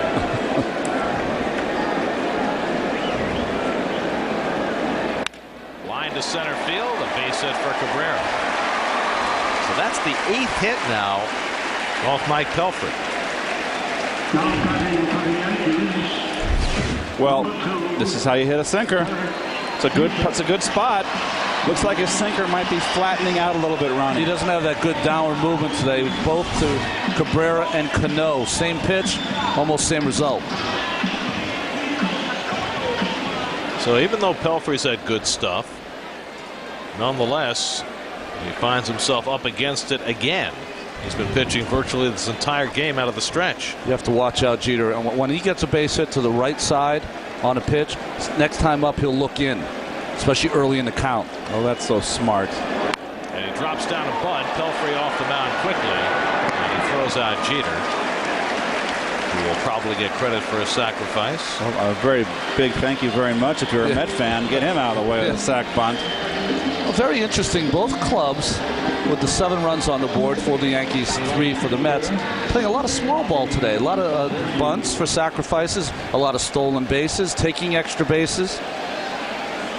7 runs and 12 hits in the first 4 innings. I just wouldn't have wanted Jeter to do that. I would have wanted, if anything, to put a hit and run on with him. He hit and run so well. And his strength is hitting the ball to the right side. So now Cabrera at second with 1 out. Bobby Abreu was walked and flied to left, 0 for 1. He scored a run today. Pelfrey's done a good job moving the lefties off the plate today. He has, Gary, but he hasn't been able to throw it for a strike. Yeah, that's the difference. And that's the key. So you can sit there as a hitter and spit on it and know you're going to get ahead and then wait for the sinker and your count out over the plate and go right into left center field is what they've been doing. But by moving their feet inside, does that have any effect at all in terms of keeping them off the sinker? It does have effect early in the game, but once you've gotten yourself into the 4th or 5th inning and the left-handers know that he's thrown maybe 2 strikes inside, maybe 2 at the most, then you can just eliminate the inside corner. It's called adjusting as the game progresses.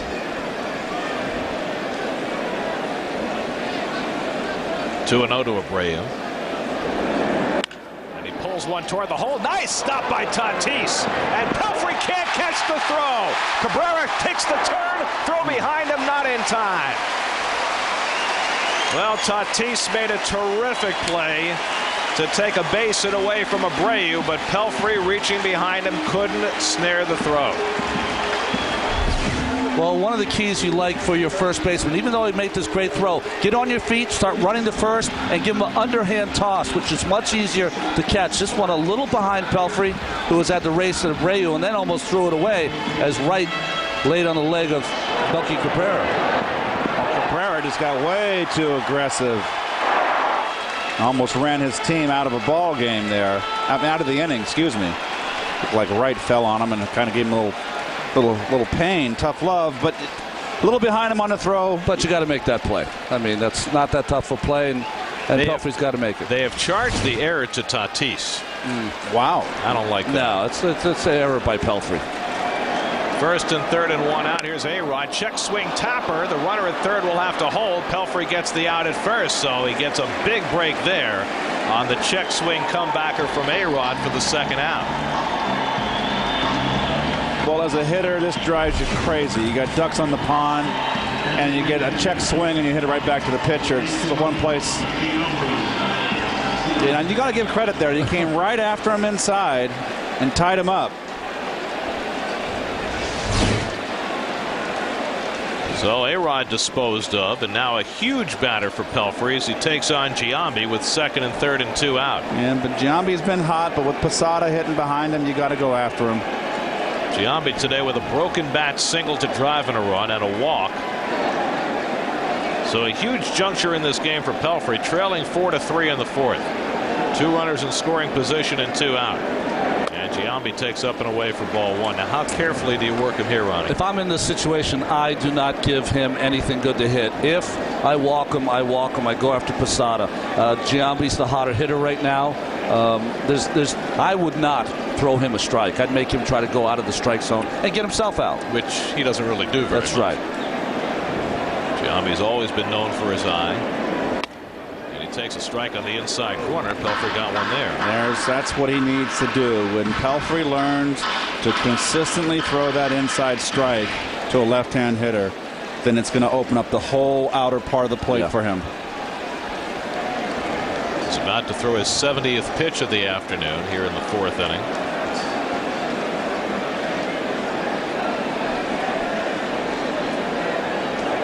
And on 1-1, Giambi takes it in tight. 2-1.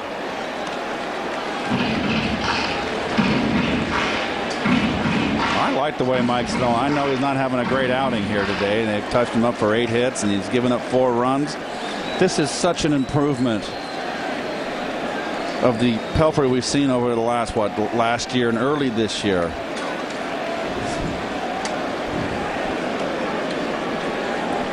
He's competing.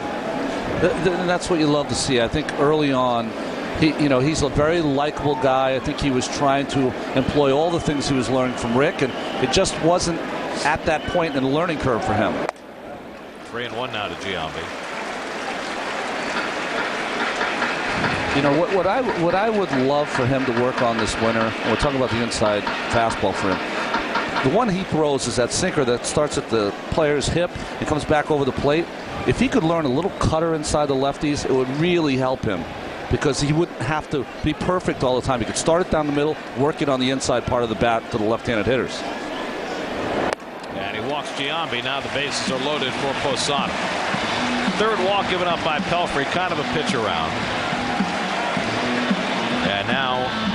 huge batter for him with Posada. First, Dan Warthen's going to take a trip to the mound, and it feels as though, from listening to Dan and to Mike, that Warthen and Pelfrey have probably bonded quicker than Warthen has with anybody else on this staff. Yeah, I think that, Danny is he's just a real good, easygoing guy.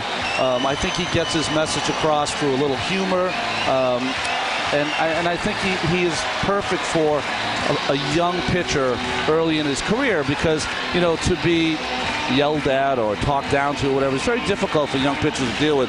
Dan has just a very likable personality, very much like Mel Stottlemyre, who just went through Shea. Very likable person.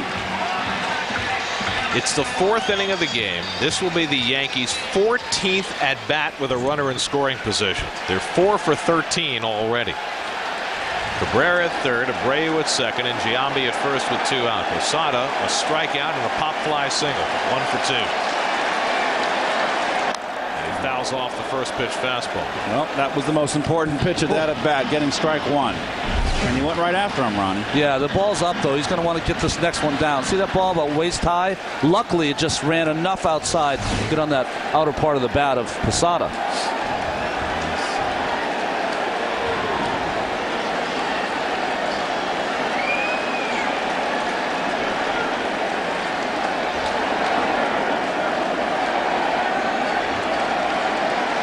Cabrera was trying to fake down the line at third to catch Pelfrey's attention, with Wright playing a bit off the line.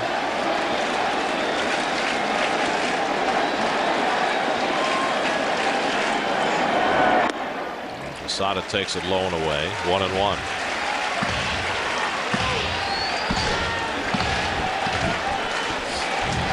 I think the pitch I'd like to stay away from with Posada, Keith, would be that little slider he throws down and in. That is where Posada lives. He loves that pitch. Well, Posada's a low ball hitter, too, from the left side of the plate.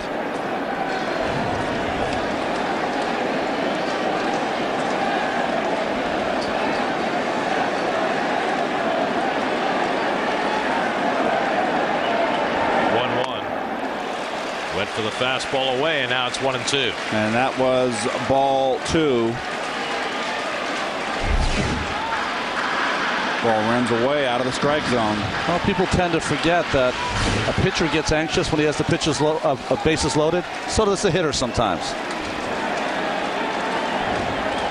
And Warthen on the phone to the bullpen. Pelfrey 1 pitch away from getting out of this jam. 1-2 to Posada. And it's 2-2. Not a bad try right there, 1-2, to see if he go fishing for that same fastball, Ronnie. Yeah, I think that is the 4th fastball he's thrown outside. Has to throw something inside here to try to surprise Posada. This will be Pelfrey's 80th pitch of the afternoon. 2-2. Hit to right field. Nixon over. Side retired. Pelfrey does a great job. Single, error, walk, and he works himself out of a bases loaded jam to keep it a 1-run game. New York Mets baseball on SNY is brought to you by Sovereign Bank, America's neighborhood bank. Brooklyn baseball has begun. Get your tickets at Keyspan Park online at brooklyncyclones.com by calling 718-507-TIXX or at Shea. Get your Cyclones tickets now. Jose Reyes leading off the 5th inning. Thinks about that slug bunt and takes ball 1. We're kind of plodding away here. We're in the 5th now, and well, there's a quick reminder for the folks that the Yankees have no left-hander in their bullpen. So yeah, I gotta believe against the Mets, you've got to have a left-hander out there. And the Mets have right-hand hitters on their bench like Easley and Castro, and the newest Met, Andy Phillips. Reyes has struck out and hit a comebacker 0 for 2. Dan Geis working with a 4-3 lead, and he falls behind Reyes 3-0. There's Andy Phillips. Wearing Dave Magadan's old number 29.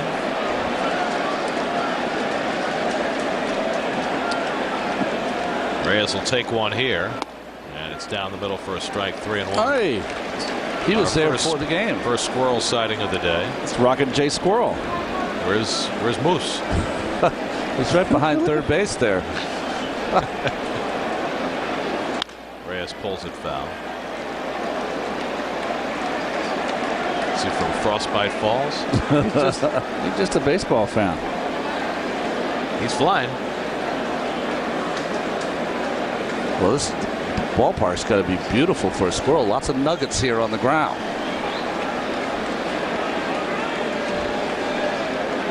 3-2 to Reyes.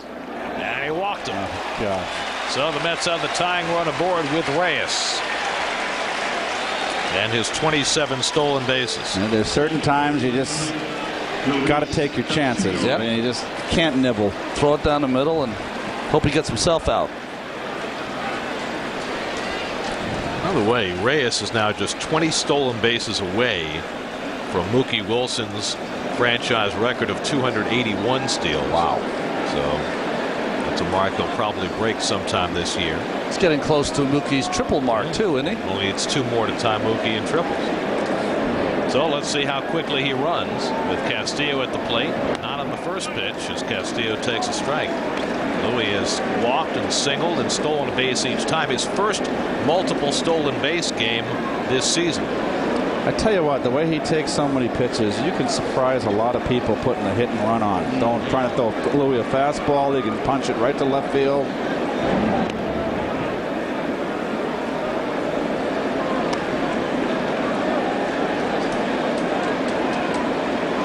Nets have played 6 straight games, 2 hours and 45 minutes or less. Not today. Not this one. Not against the American League. Yankees. Yankees start to get the bullpen working as Reyes takes his lead. Not going. It's a pitch out. And it's 1-1. The ex-catcher Joe Girardi 0 for 2 now in pitch outs. Would he pitch out twice in a row?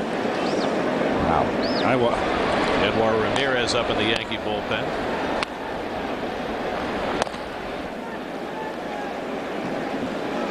Reyes takes an extra half step on his lead.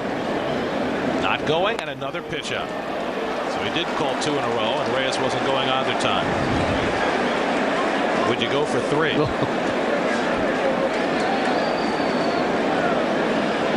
They're watching me. I can see they're watching me.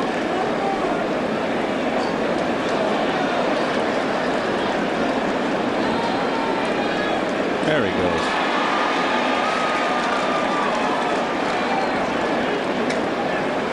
Reyes runs. Posada's throw on a hop, not in time. Reyes has his 28th stolen base, and the Mets have the tying run in scoring position with nobody out. Well, Keith and Gary, I can see why he's calling pitch outs, because he's trying to protect his catcher. Posada, coming off that injury, just not throwing with any velocity down there to second base. Good breaks, able to look back in. Easily safe. Posada has now thrown out just 6 out of 30 this year. That's 20%. So now the Mets are a base hit away from tying the game. 3-1 the count to Castillo with David Wright on deck. And Castillo takes ball 4, and the Mets have 2 men on. Tim McClellan got you again. Oh, the board said 3-1. I'm sorry. My mistake. 3-2. See if Castillo can pull this ball to the right side, try to get a base hit. If not, advance the runner.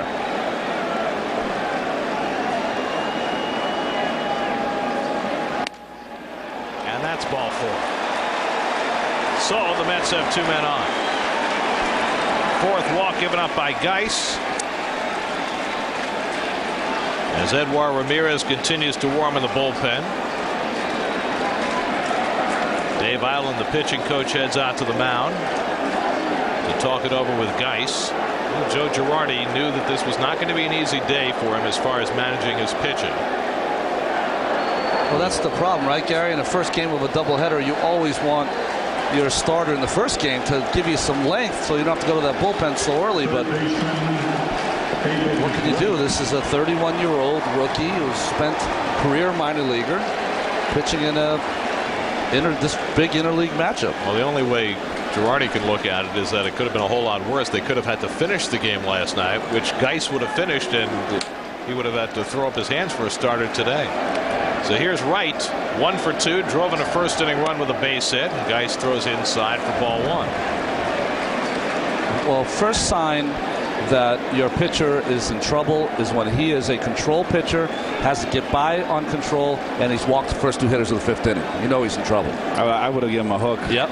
This is only his 2nd professional start, and he's about to throw his 95th pitch. And the slider in for a strike, 1-1. Well, he needs a double play. That would be a gift from the gods for him. Geis working with a 4-3 lead and trying to get through the 5th inning. He's got Beltran to follow, and Beltran took him deep his last time up. 2 on and nobody out. And Wright lines one into left field for a base hit. Reyes will be held at third by Luis Aguayo as it gets out to Christian quickly.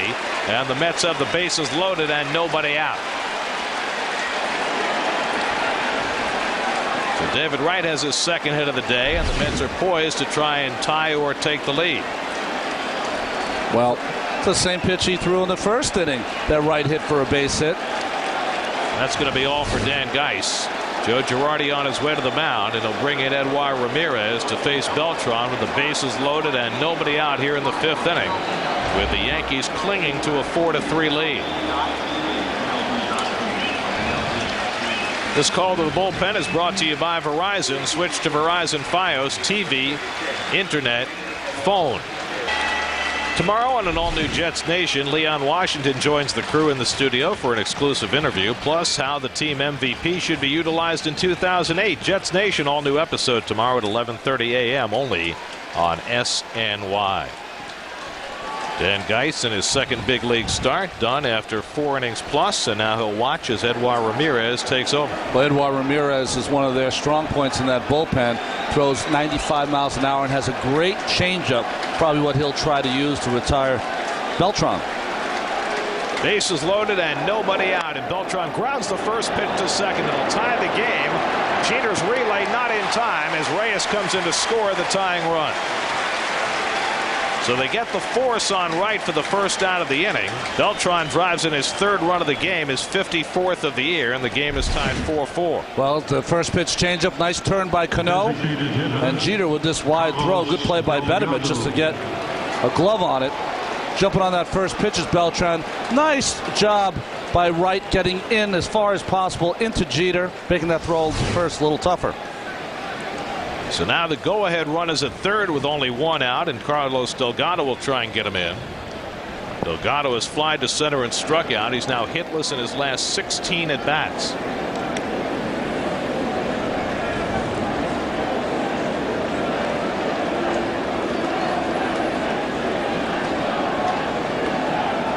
And maybe Beltran will try and swipe one here to get that double play out of order.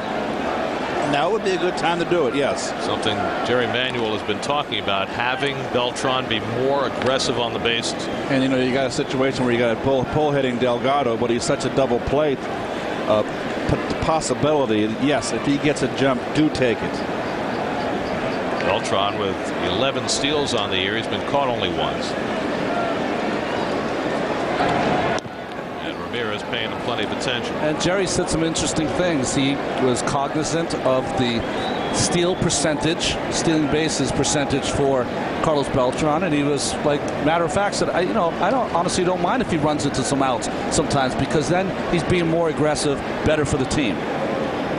Delgado watches outside, the changeup 1-0.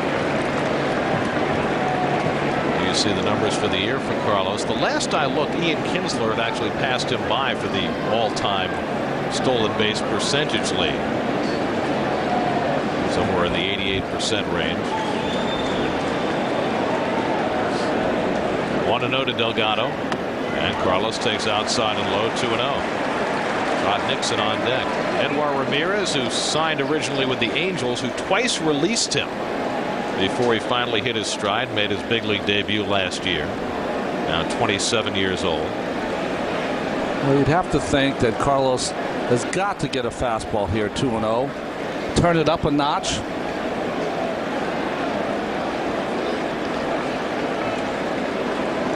There goes Beltran. It's ripped into right field for a base hit, and the Mets take the lead. Castillo scores. Abreu can't cut it off. So Beltran turns third, and he will score. Delgado to second with a 2-run double, and it's 6-4 Mets. Big hit for Carlos Delgado. Well, he gets ahead in the count, and that's the pitch he loves, out over the plate and down, and rips that down the right field line. I think Beltran scores even if he makes the play, Gary. Beltran just, he slowed up right there. He did not pick up the ball. It was a straight steal. Oh boy, what graceful strides. And there it is. That's the pitch. Down and away. Delgado loves. Big hit. That snaps an 0 for 16 in a big way. A 2-run double for Delgado, and the Mets lead 6-4. Trot Nixon takes a strike. The book is now closed on Dan Geis. 4 innings plus, 6 runs, 5 hits, 4 walks, 3 strikeouts, and a home run. So he's on the hook in this game. Delgado at second, still only 1 out of the inning, and Nixon takes it wide, 1-1. Mets led 1-0. Yankees tied it. Mets led 3-1. Yankees went ahead with 4 in the third. Mets have regained the lead now, 6-4. There have been some games over the course of this rivalry that have gone like this. There was a game at Shea back in 1999 where the Yankees hit 6 home runs. The game went back and forth, and the Mets finally won it in the bottom of the 9th off Rivera on a Matt Franco hit. The last time these two teams played a 2-stadium doubleheader, the Mets in the 2 prior 2-stadium doubleheaders have been swept both times. As Nixon chases the pitch out of the strike zone in 2000 and again in 2003. In 2003, the second game was at Shea. The Yankees took a 9-0 lead, and the Mets got within 9-8. Wow. Raul Gonzalez with a 2-run double off Mariano Rivera in the 8th before Rivera shut him down. These two teams have played some wild ones. And Nixon is fooled badly, and down swinging with the fastball. Second out of the inning.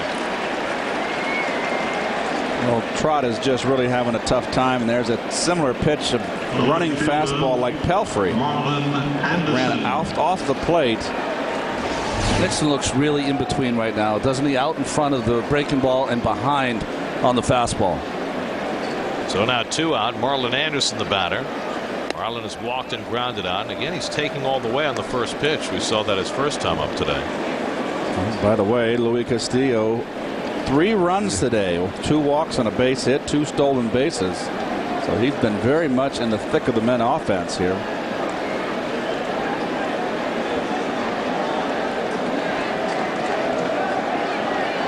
Well,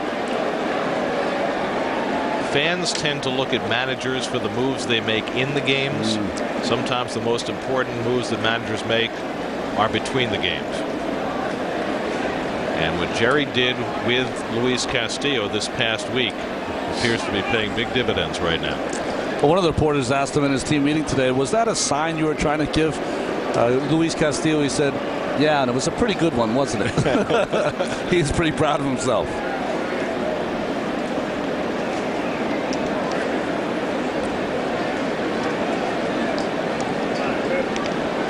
Castillo today, 2 walks, a base hit, 2 steals, 3 runs scored. And he has been right in the middle of everything for the Mets, who now lead at 6-4. Still only the 5th inning.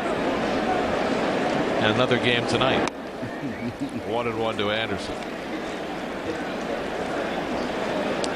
Yeah, I was really looking forward to taking the train to see how long it would take me in between games to get over to Shea, but not going to be able to do that at this rate. This game might not end till 7 o'clock. Right. The way it's going. And we haven't even talked about the possibility of rain. Well, yeah, don't go there, Gar. And by the way, this is not yet an official game. Remember, the Yankees got rained out last night in the 3rd inning with a 3-1 lead in Pittsburgh. Rain in Pittsburgh? Can you believe that? It always rains in Pittsburgh. 2-1 to Anderson, and it's wide, ball 3. Fernando Tatis waiting on deck. Mets are 4 for 9 with runners in scoring position so far today.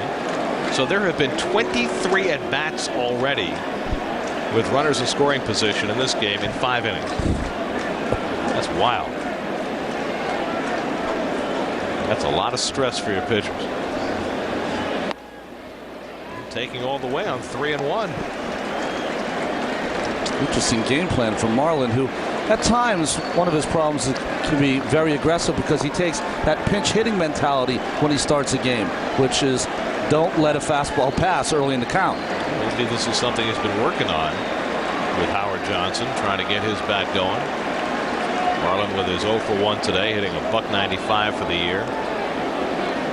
Had a stint on the disabled list because of a hamstring problem and has never really found his groove. And Tim McClellan and Jorge Posada having a conversation. And Jorge making sure not to turn around. Well, I think what happened there is that Posada's angry that Marlon Anderson is stepping out of the box. His pitcher Ramirez was ready to deliver the pitch and had to stop. Posada letting McClellan and Anderson know. The toughness I mentioned before. 3-2 to Marlin. And he rolls over 1 to second. Cano makes the play. And that ends the inning. But the Mets regain the lead, scoring 3 runs. They tied it up, and then Carlos Delgado ripped a double to drive home 2. And the Mets lead at 6-4 halfway through in the Bronx. The 1-0 to Piazza, and a high fly ball, deep left center, forget it! That is long, long gone, deep into the night, beyond the left center field bleachers. A monumental home run off the bat of Mike Piazza. 8-7, the Mets lead it. Piazza putting on a show. Yes, one of those Mets-Yankees games of note. Well, it wasn't a double out of here, but that was one heck of a call. I don't know who was calling that game. How they transposed radio onto TV. I don't know how they did that. Robinson Cano pops it up on the right side of the infield, and Mike Pelfrey gets a rare quick out. That's the first out of the bottom of the 5th. You see the history of the Subway Series. The Mets have a chance in this game to win their 3rd straight from the Yankees, and that's as many in a row as the Mets have won in this series. Of course, they swept a series from the Yankees at Shea Stadium in 2004. They swept the abbreviated 2-game series earlier this year, and they lead this game 6-4 in the 5th as Wilson Betemit takes a strike. Betemit had an infield hit to drive in the go-ahead run for the Yankees in the 3rd. They led 4-3 before the Mets responded with a 3-run 5th, giving Pelfrey the lead for the 3rd time today. And Betemit fouls it off 0-2. It's very strange to say this in a game in which Pelfrey's given up 8 hits and 4 1/3 as you look at Mariano Rivera taking a stroll. But Pelfrey's actually pitched pretty well today. Yeah, I mean, he's given up some tough hits, but really important here. After the Mets had scored 2 in the 3rd, he gave up a 3 spot. He needs to put up a 0. Grounded out to second. Tough hop, and it goes right by Castillo. And Betemit is aboard. Now that ball came up on Castillo at the last moment, and he couldn't stop it.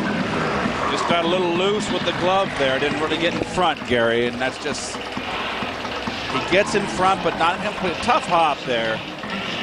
Well, you're saying he's playing that off his right foot instead of right in the middle, right? Yeah, but he's not moving well laterally with that legs that he has. And that's just a tough hop right there. Second error of the game for the Mets. Tatis was charged with one in the last inning that more properly should have gone to Pelfrey. In any event, the tying run comes to bat. Justin Christian has been overmatched his first 2 times up in just his 3rd big league start. He's grounded out and taken a call 3rd strike. And he tries to bunt, pops it up. It hangs in the air, and Wright gets to it. 2 out.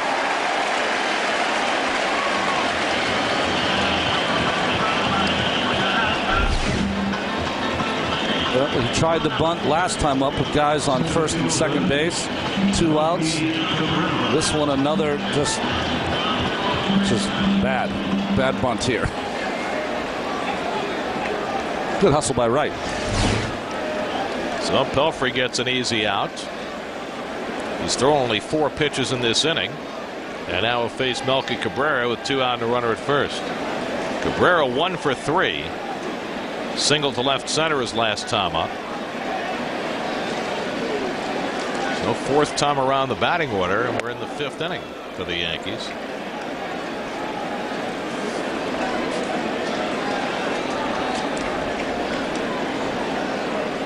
There's Pelfrey's pitch count for the afternoon, up to 86 on the day.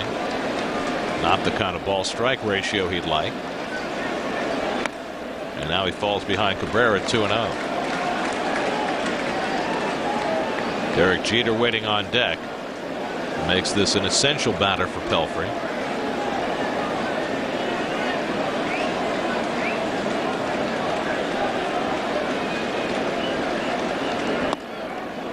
And there's a strike, 2-1.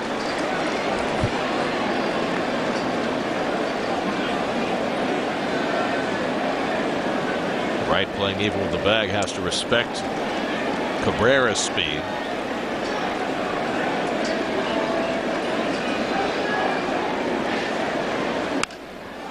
Fouled away, and it's 2-2.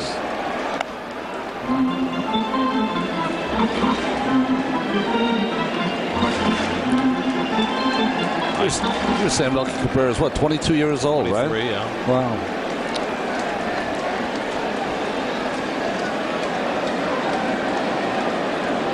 He's given them some defensive stability in center field. I mean, first you had Bernie Williams and then Johnny Damon, guys who just were not capable of covering the ground out there. Yeah, that was a problem. You know, when they signed Johnny Damon, they knew that what kind of offensive player they were getting. They thought they had signed a center fielder for years to come, but could not cover enough ground. Just missed. That was 3-2 to Cabrera. So Damon, who's been battling a foot injury the last few days, either playing left field or DHing, or in this game sitting on the bench. 3-2. Bennett will be on his way. Payoff to Cabrera, and he watches it, ball 4. And the Yankees have 2 men on, and Jeter coming up. 4th walk given up by Pelfrey. And that's a disappointing at bat for Mike Pelfrey. And that gets Dan Wortham back on the phone. And the Met bullpen is going to spring to life with the tying runs on base, and Jeter stepping in. And Wortham's going to take a trip to the mound to buy some time for that bullpen. Yeah, you're right about that. This trip is just to go out there to get the relievers up, gives them a chance to get warm. Feliciano just getting to the ball now. You know, I was looking back at the box scores from the last time these two teams played a split stadium doubleheader in '03. In the afternoon game, the starting pitcher for the Mets was a kid named Jeremy Griffiths, who lasted just 3 innings plus, gave up a grand slam to Hideki Matsui. And you know who came out of the bullpen that day? Pedro Feliciano, to throw 5 innings of long relief. Wow. And I know times have changed. Yes. So now Feliciano, 5 years later, is up in the Yankee Stadium bullpen again. Feliciano was a different kind of pitcher then, too, right? He didn't throw from the side as he does now. Right, a little more 3/4. So here's Jeter, tying runs on base. Bateman at second, Cabrera at first. Well, this will be his last man. It's a matter of getting a W, leaving the game as the pitcher of record, or he'll get a hook if he gives up a base hit here. Jeter has struck out, double to right, and sacrificed 1 for 2. And he takes a fastball for a strike. Good pitch by Pelfrey to start him off. You see Jeter's all-time numbers moving up on all those Yankee all-time lists. He might have all of those by the time he's done. And boy, has he killed the Mets. Taken outside 1-1. I always say that, you know, people talk about game 1 of the 2000 World Series. I always go to game 4. Yeah. Because the Mets had won game 3 to cut it to 2-1. Bobby Jones, who had been brilliant that postseason, first pitch of the game in game 4, Jeter hits it out of the ballpark, and to me that was the end. Yeah. Right there.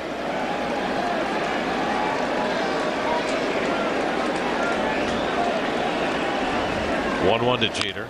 Dribbler, tough play if it stays fair, but it goes foul. Schneider snatches it, 1-2 to Jeter.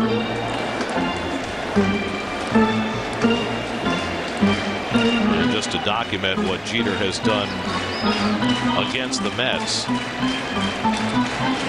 Look at that. Wow. All-time Rico Carty, highest batting average against the Mets. Higher than Tony Gwynn, higher than Rico Carty. I helped a lot with the Tony Gwynn number, by the way. Tony hit almost 500 off me for my career. To tell you how long Derek Jeter has been doing his thing here, there was a game in 1995. He was playing one of his first few games at shortstop. The starting pitcher that day for the Yankees was Mariano Rivera, and the starting pitcher for the Oakland A's was me. That tells you how long he's been doing what he's been doing. 1-2 to Jeter. Tight, and it's 2-2. Do you know that every Yankee in the lineup today has had at least one at bat with runners in scoring position? They're 4 for 14 in this game with runners in scoring position. There's Mariano right there. That's why it's 4:21 right now. We're not out of the fifth inning. He never looks ruffled, does he? It's not his time yet. Doesn't look ruffled when it is his time. Jeter hits it foul.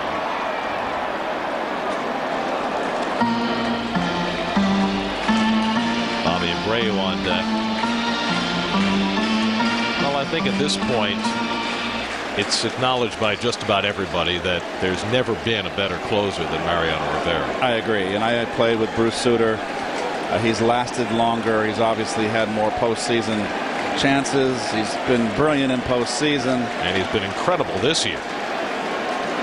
2-2 to Jeter. Fouled at the plate. And every time it looks like there might be a crack in the armor for Rivera, he bounces right back with 20 straight saves. He's got the unhittable pitch. I mean, he throws that cutter that only moves about, what, 4, 5, 6 inches, but it's late. It's not unhittable. You can hit it, but if you hit it on your fingers. That's right. Don't get a lot of good hits off your fingers.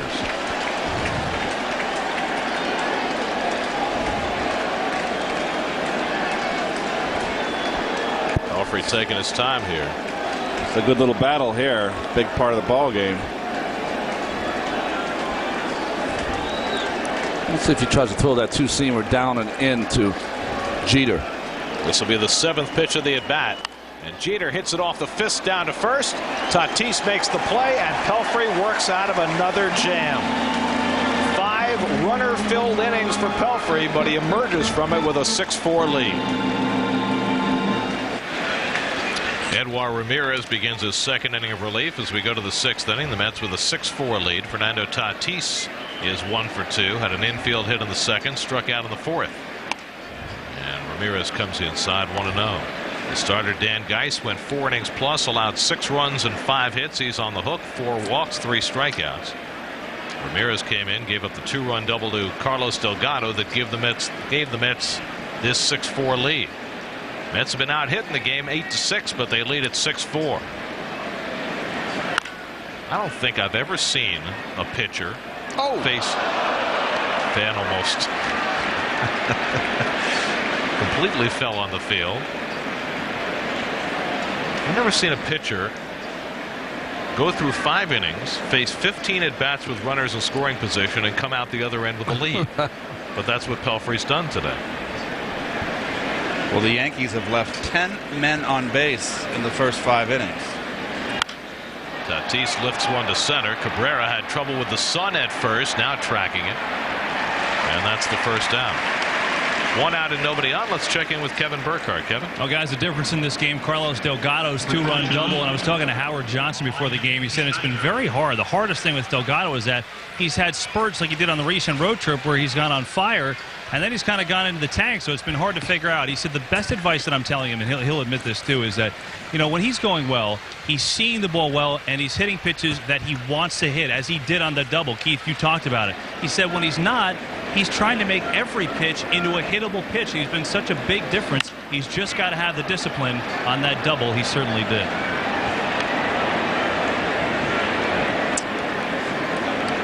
Well, I think that this has been ongoing now for, what, a year and a half or so.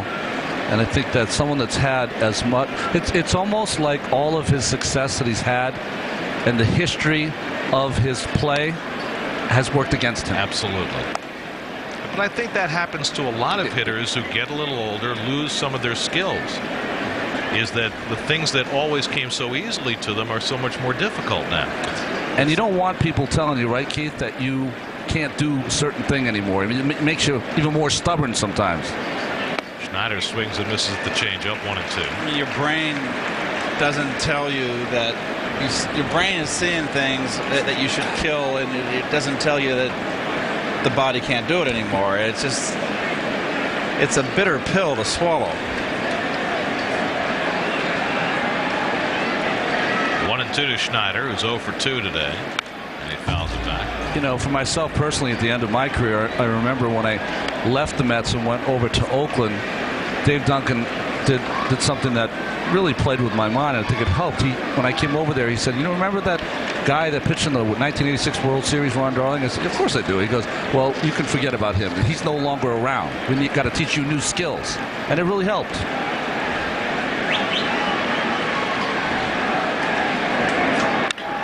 Schneider lines one into right field, and Abreu will play it on a hop, and Schneider has his first hit of the day. Mets' 7th hit of the afternoon. Time for a New York State Smokers Quit Line game update. Let's go to Matt Yellow. Pedro Martinez gets the start in Game 2. He takes his 11-10 lifetime record against the Yankees to the mound at Shea. Last time he faced them was back in '06. The well-traveled and well-fed Sidney Ponzone gets the ball for the Yankees in his second go-around in the Bronx, Gary. All right, Matt, 8 o'clock game tonight if this one's over by then. 1 out and 1 on. Here's Reyes, who walked, stole a base, and scored a run in the 5th. 0 for 2 on the day. And Reyes takes it wide from Ramirez, 1-0. Well, we do have a game going on this afternoon, right, Gary? The Chicago White Sox and the Cubs. I'm confused. Why are they playing a 3 o'clock Central Time start at Comiskey or U.S. Cellular? Yeah, I don't know why. Maybe they're just trying to replicate the afternoons that they have at Wrigley Field. White Sox leading 1-0 in the second. Reyes takes it on the corner at the knees, 1-1. Reyes scored his 58th run in the 5th inning. He has been rocketing up the top 10 in the National League in runs scored. He's now up to 4th. He wasn't even in the top 10 2 weeks ago. But he's been getting on and he's been getting in. 2-1. He's been a little more patient at the plate lately. And his numbers, Reyes's, over the last 6 weeks have been splendid.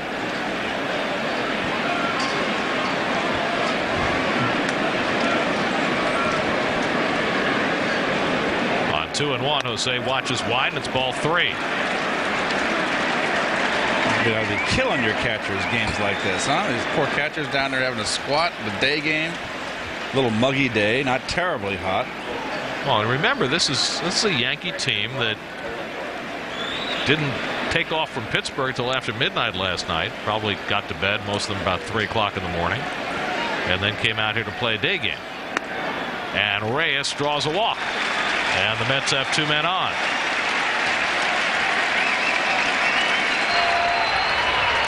That's 5 walks for Yankee pitching. Ross Ollendorf now up in the bullpen. There's your Sovereign Bank 6th inning recap. The Mets have had 3 separate leads in this game. The most recent one on Delgado's 2-run double in the 5th.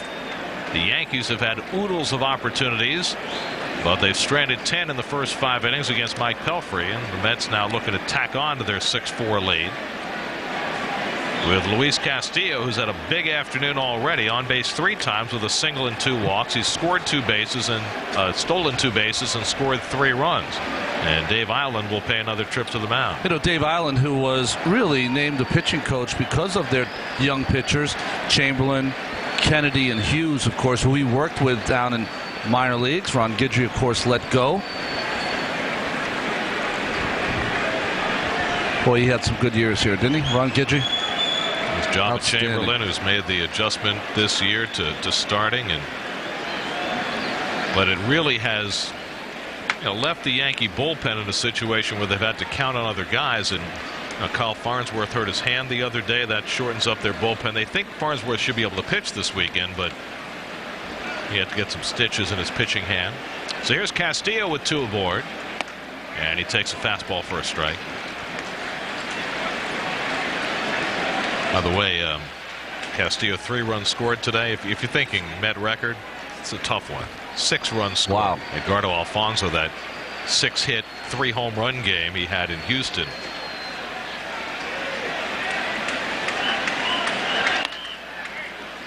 I don't know why you guys always thought Houston, the Astrodome, was a pitcher's park. Fonzie didn't think so. Oh, jeez. Not that particular day. That day. 6 runs, 6 RBIs.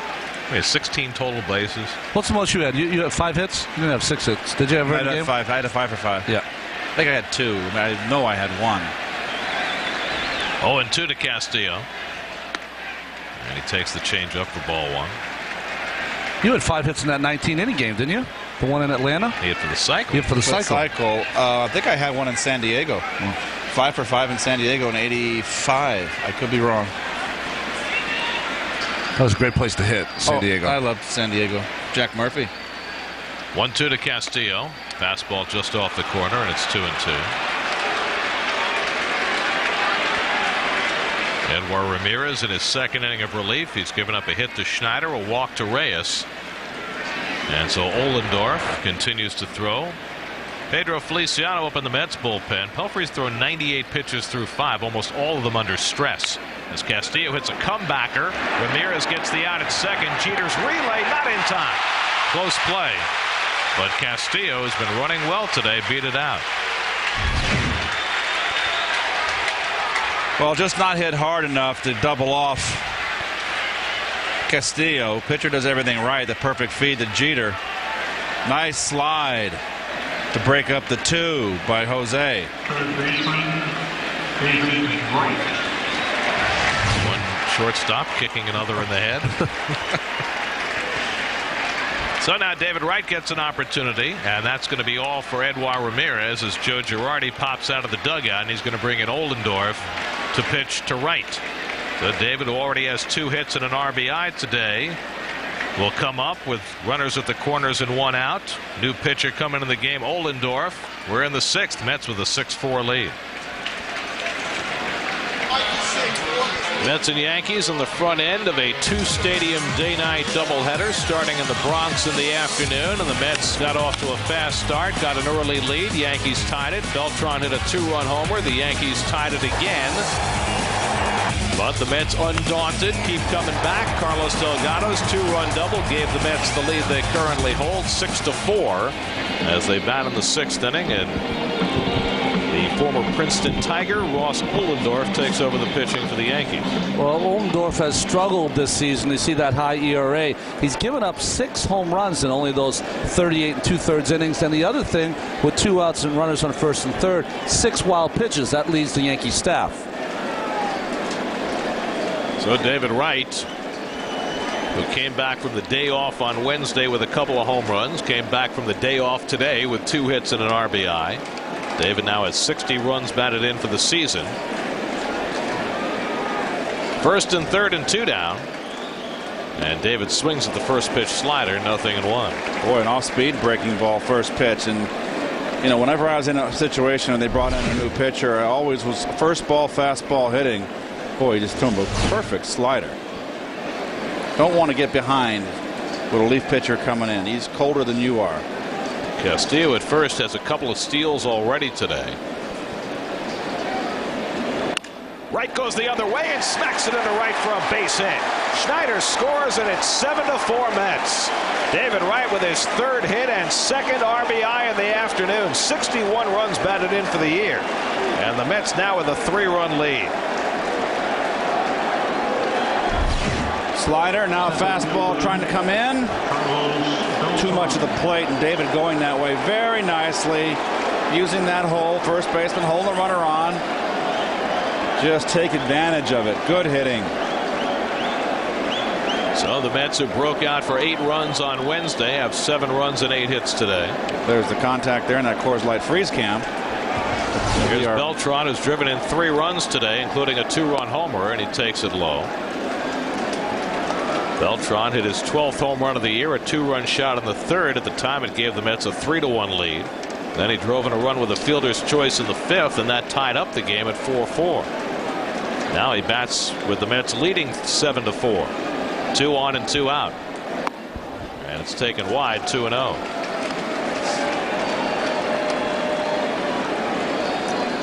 3, 4, and 5 hitters, Wright, Beltran, and Delgado, have driven in all 7 runs for the Mets.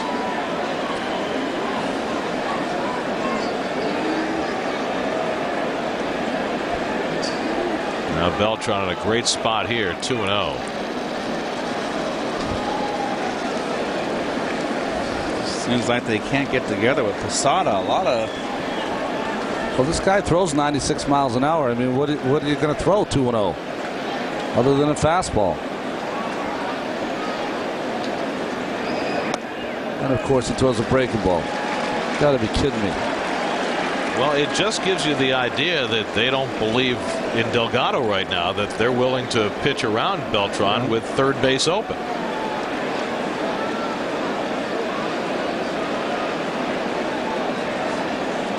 Posada moving away, and the 3-0 is on the corner, 3-1.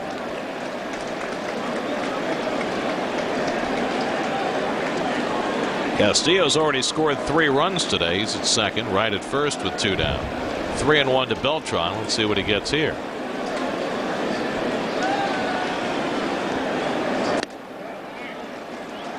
Fastball to the inside corner, and it's 3-2. Well, sometimes you don't get this pitch because he throws it away from the catcher. Posada sitting on the outside corner. That ball more on the inside corner. McClellan called it for a strike. So now the runners get set to go. Castillo and Wright with 3-2 and 2 down.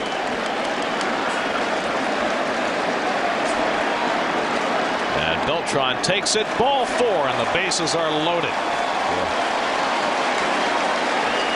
That is 6 walks for Yankee pitching in inside of 6 innings. And now Delgado, who ripped a 2-run double his last time up to give the Mets the lead, gets another crack, this time with the bases full. That double for Delgado snapped an 0 for 16 streak. And now he has a chance for more.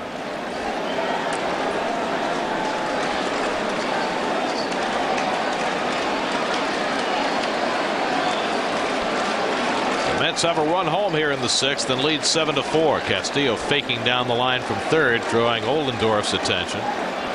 A-Rod playing way off the line against Delgado, who takes it up and in for ball 1. Well, that's the pitch that Delgado's got to take, Gary. This has some plate, but he's been offering at that pitch, and that's the pitch he has trouble with. And look into your strength. Look into your zone down in the strike zone. Take upstairs. Easier said than done.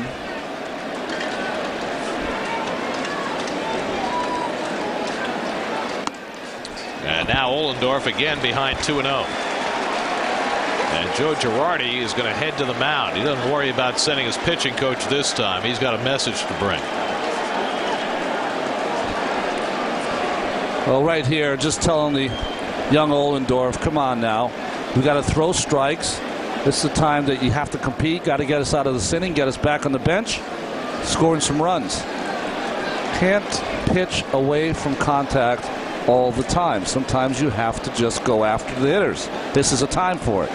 Well, this is the problem the Yankees have had now for more than a few years. They have not addressed their pitching woes. Getting to Rivera. 2-0. Ball 3. Well, I tell you what, I would give Delgado a hit sign here. Get a fastball, let him take a rip. Yeah, you like that? I don't know. I think you got to let this young man prove he can throw a strike under the pressure, under the gun. I take that back. The bases are loaded. I fell asleep. I thought there was a base open. It's easy to fall asleep in this game. 3-0 to Delgado. And there's a strike, 3-1. Should we get you some coffee or something? I'm fine. I just Red Bull. Jeez. I feel like I'm back on A-ball again. How are you going to be around 10:30 tonight? Bases loaded, 2 down, 3-1 to Delgado. Hit in the air to deep right center field. Forget it. That is way out of here. A grand slam for Carlos Delgado. Deep into the bleachers. The Mets' first grand slam since 2006. An enormous grand slam off the bat of Delgado. His 12th home run of the year. He has a 6 RBI day. And the Mets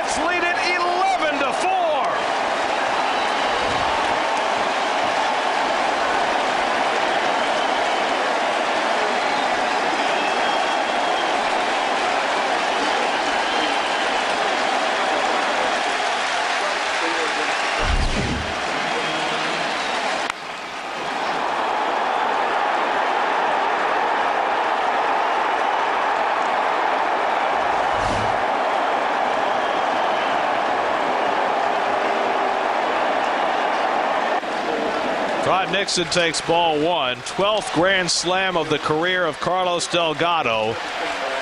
And he just crushed it.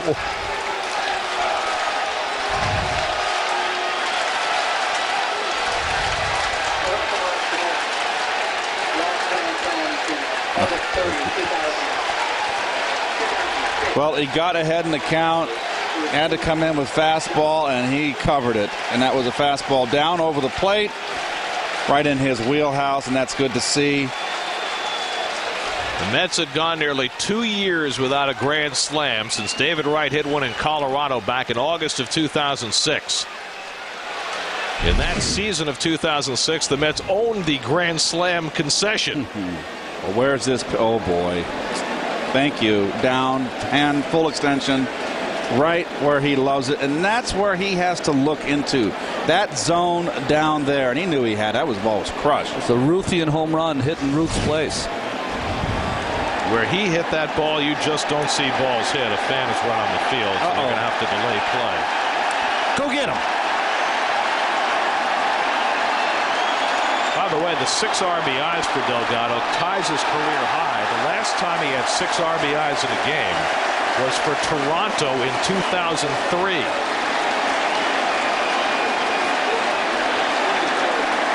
And for Delgado also, it's his 443rd career home run, which puts him past Dave Kingman into 34th place by himself on the all-time list. Security is taking care of the fan who ran on the field.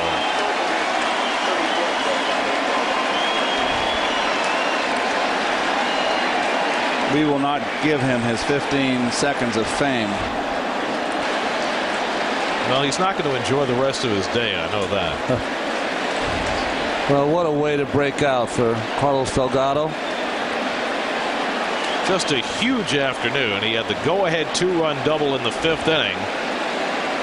And now breaks the game open with not just a grand slam, but you know, one of those home runs that makes you think, well, there's a lot left in that tank. 2-1 to Nixon, and he lifts one to center field.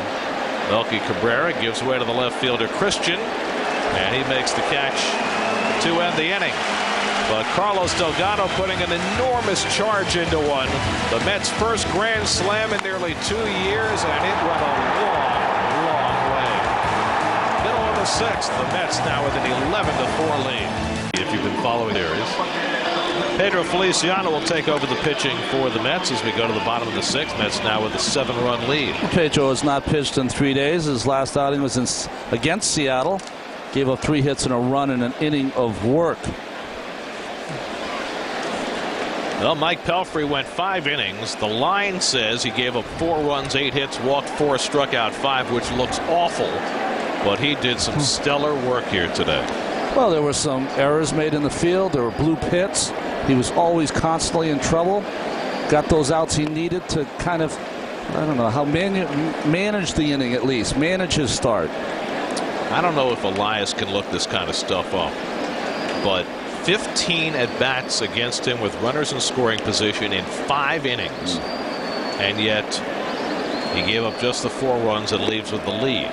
That's got to be something close to a record. And he is in line now for his 5th victory against 6 losses. It's like Wildlife Day at Yankee Stadium. Animal Day. Marlon Perkins, Mutual of Omaha. I hope the pigeon doesn't meet the squirrel anytime soon. 1-1 to Abreu, and he fights it off. 1-2.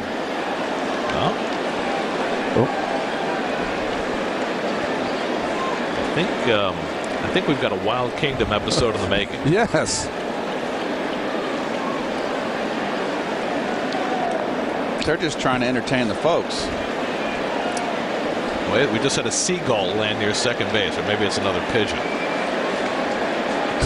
There he is. It's a pigeon. I didn't know they ate dirt. They eat anything. Come on, they're pigeons. Swing and a miss. He struck him out. Feliciano gets Abreu for the first down in the bottom of the 6th. Nice pitch. Good slider here from Pedro. Starts that on the inside part. You see Abreu's that kind of swing he has. He pulls that front shoulder out. Left nothing behind. Good slider by Pedro. There you go, Keith. Kind of just like pulls out of the box, doesn't he? Steps in the bucket. Yep. He's always been one not to stay in, but you know, this year he's hitting .308 against lefties. So 1 out. Here's Alex Rodriguez, and that one goes to the backstop. A-Rod has 2 hits today. A pop fly single that fell just beyond Castillo's reach in the first, and then a hot shot that just got through Reyes to drive in a run in the third. Last time up, though, in a huge spot, runners at first and third and 1 out. Pelfrey got him on a check swing grounder back to the mound. That was really a turning point in Pelfrey's afternoon. Now, he had just made a poor play trying to catch a throw by Tatis at first base, but he came right back, made a tough pitch to A-Rod, and got that comeback. A-Rod lifts one to deep left center field. Beltran looking up, and that ball is gone. A long home run off the bat of Alex Rodriguez, his 15th of the year. A shot into Monument Park. And that cuts the Mets lead to 11-5.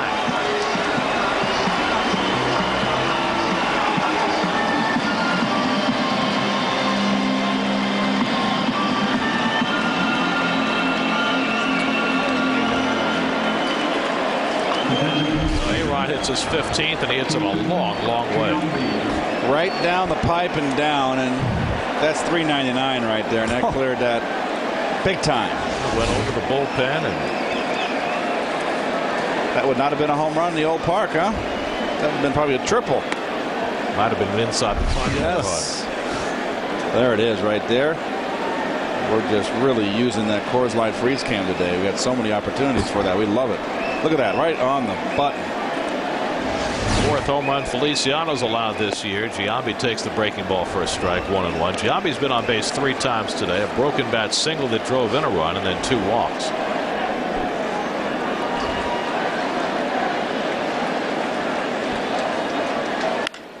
Grounded to the right side. Great play by Tatis. And again, the pitcher can't catch the throw. How about that?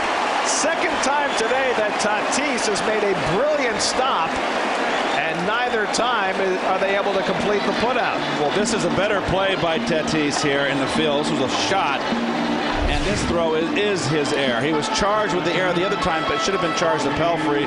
That's a tough throw right there, Ronnie, for a pitcher. And he's out of position. Well, you know what's pretty interesting is that if Tatis just goes to first base with the defensive alignment they had, that ball would have been a 2-hopper to Castillo. There's the first one with Pelfrey. Pelfrey should have made that play.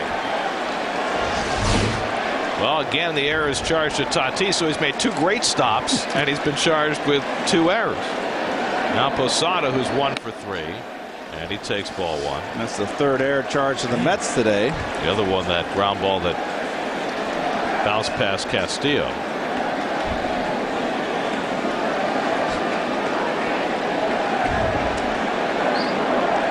Little PFC, Ronnie, in between doubleheaders. PFP, excuse me. PFC, that's Gomer Pyle. Yes. 1-1 to Posada. Robinson, Cano on deck. Each team now with 9 hits. The Mets on the strength of Carlos Delgado, 6 RBIs, have an 11-5 lead. There's a fastball for a strike. 1-2 to Posada.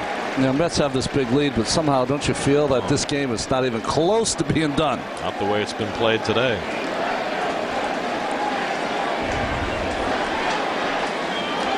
By the way, next game starts in 3 hours in Flushing.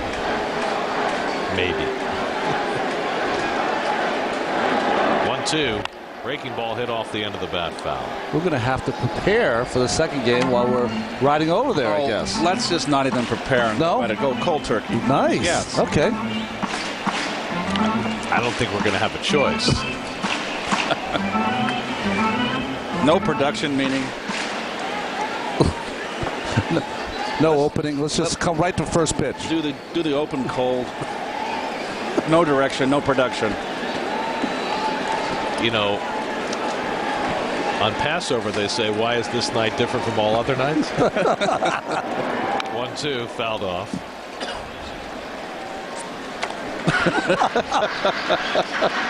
On a wing and a prayer.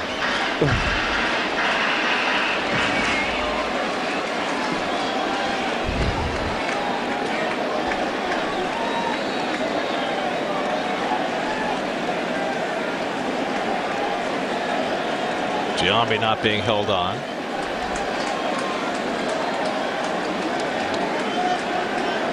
Feliciano ahead 1-2, and Posada swings and misses, and Feliciano has his second strikeout of the inning.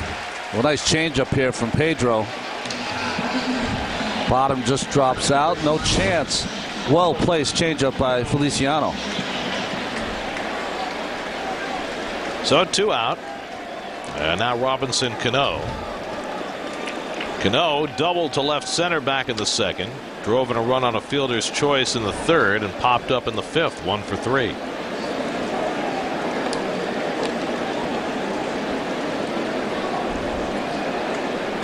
It is stunning where Robinson Cano's numbers have been for most of this season. As he takes ball 1. You know, when they talk about Cano, they, you know, in the past they've always talked about he's a future batting champion kind of hitter. That's a guy who had 306 last year, 19 home runs. He has struggled to get to 240 this year with 5 home runs. There's a fastball for a strike, and it's 1-1. Is his dad a major league player? Jose Cano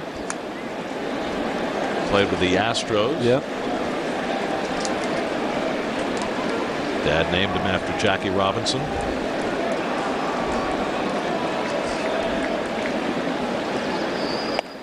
Fastball taken high, and it's 2-1. There are times you watch Cano and he can just be a little lackadaisical, particularly in the field. But I don't know how that would affect the way he's swung the bat this year.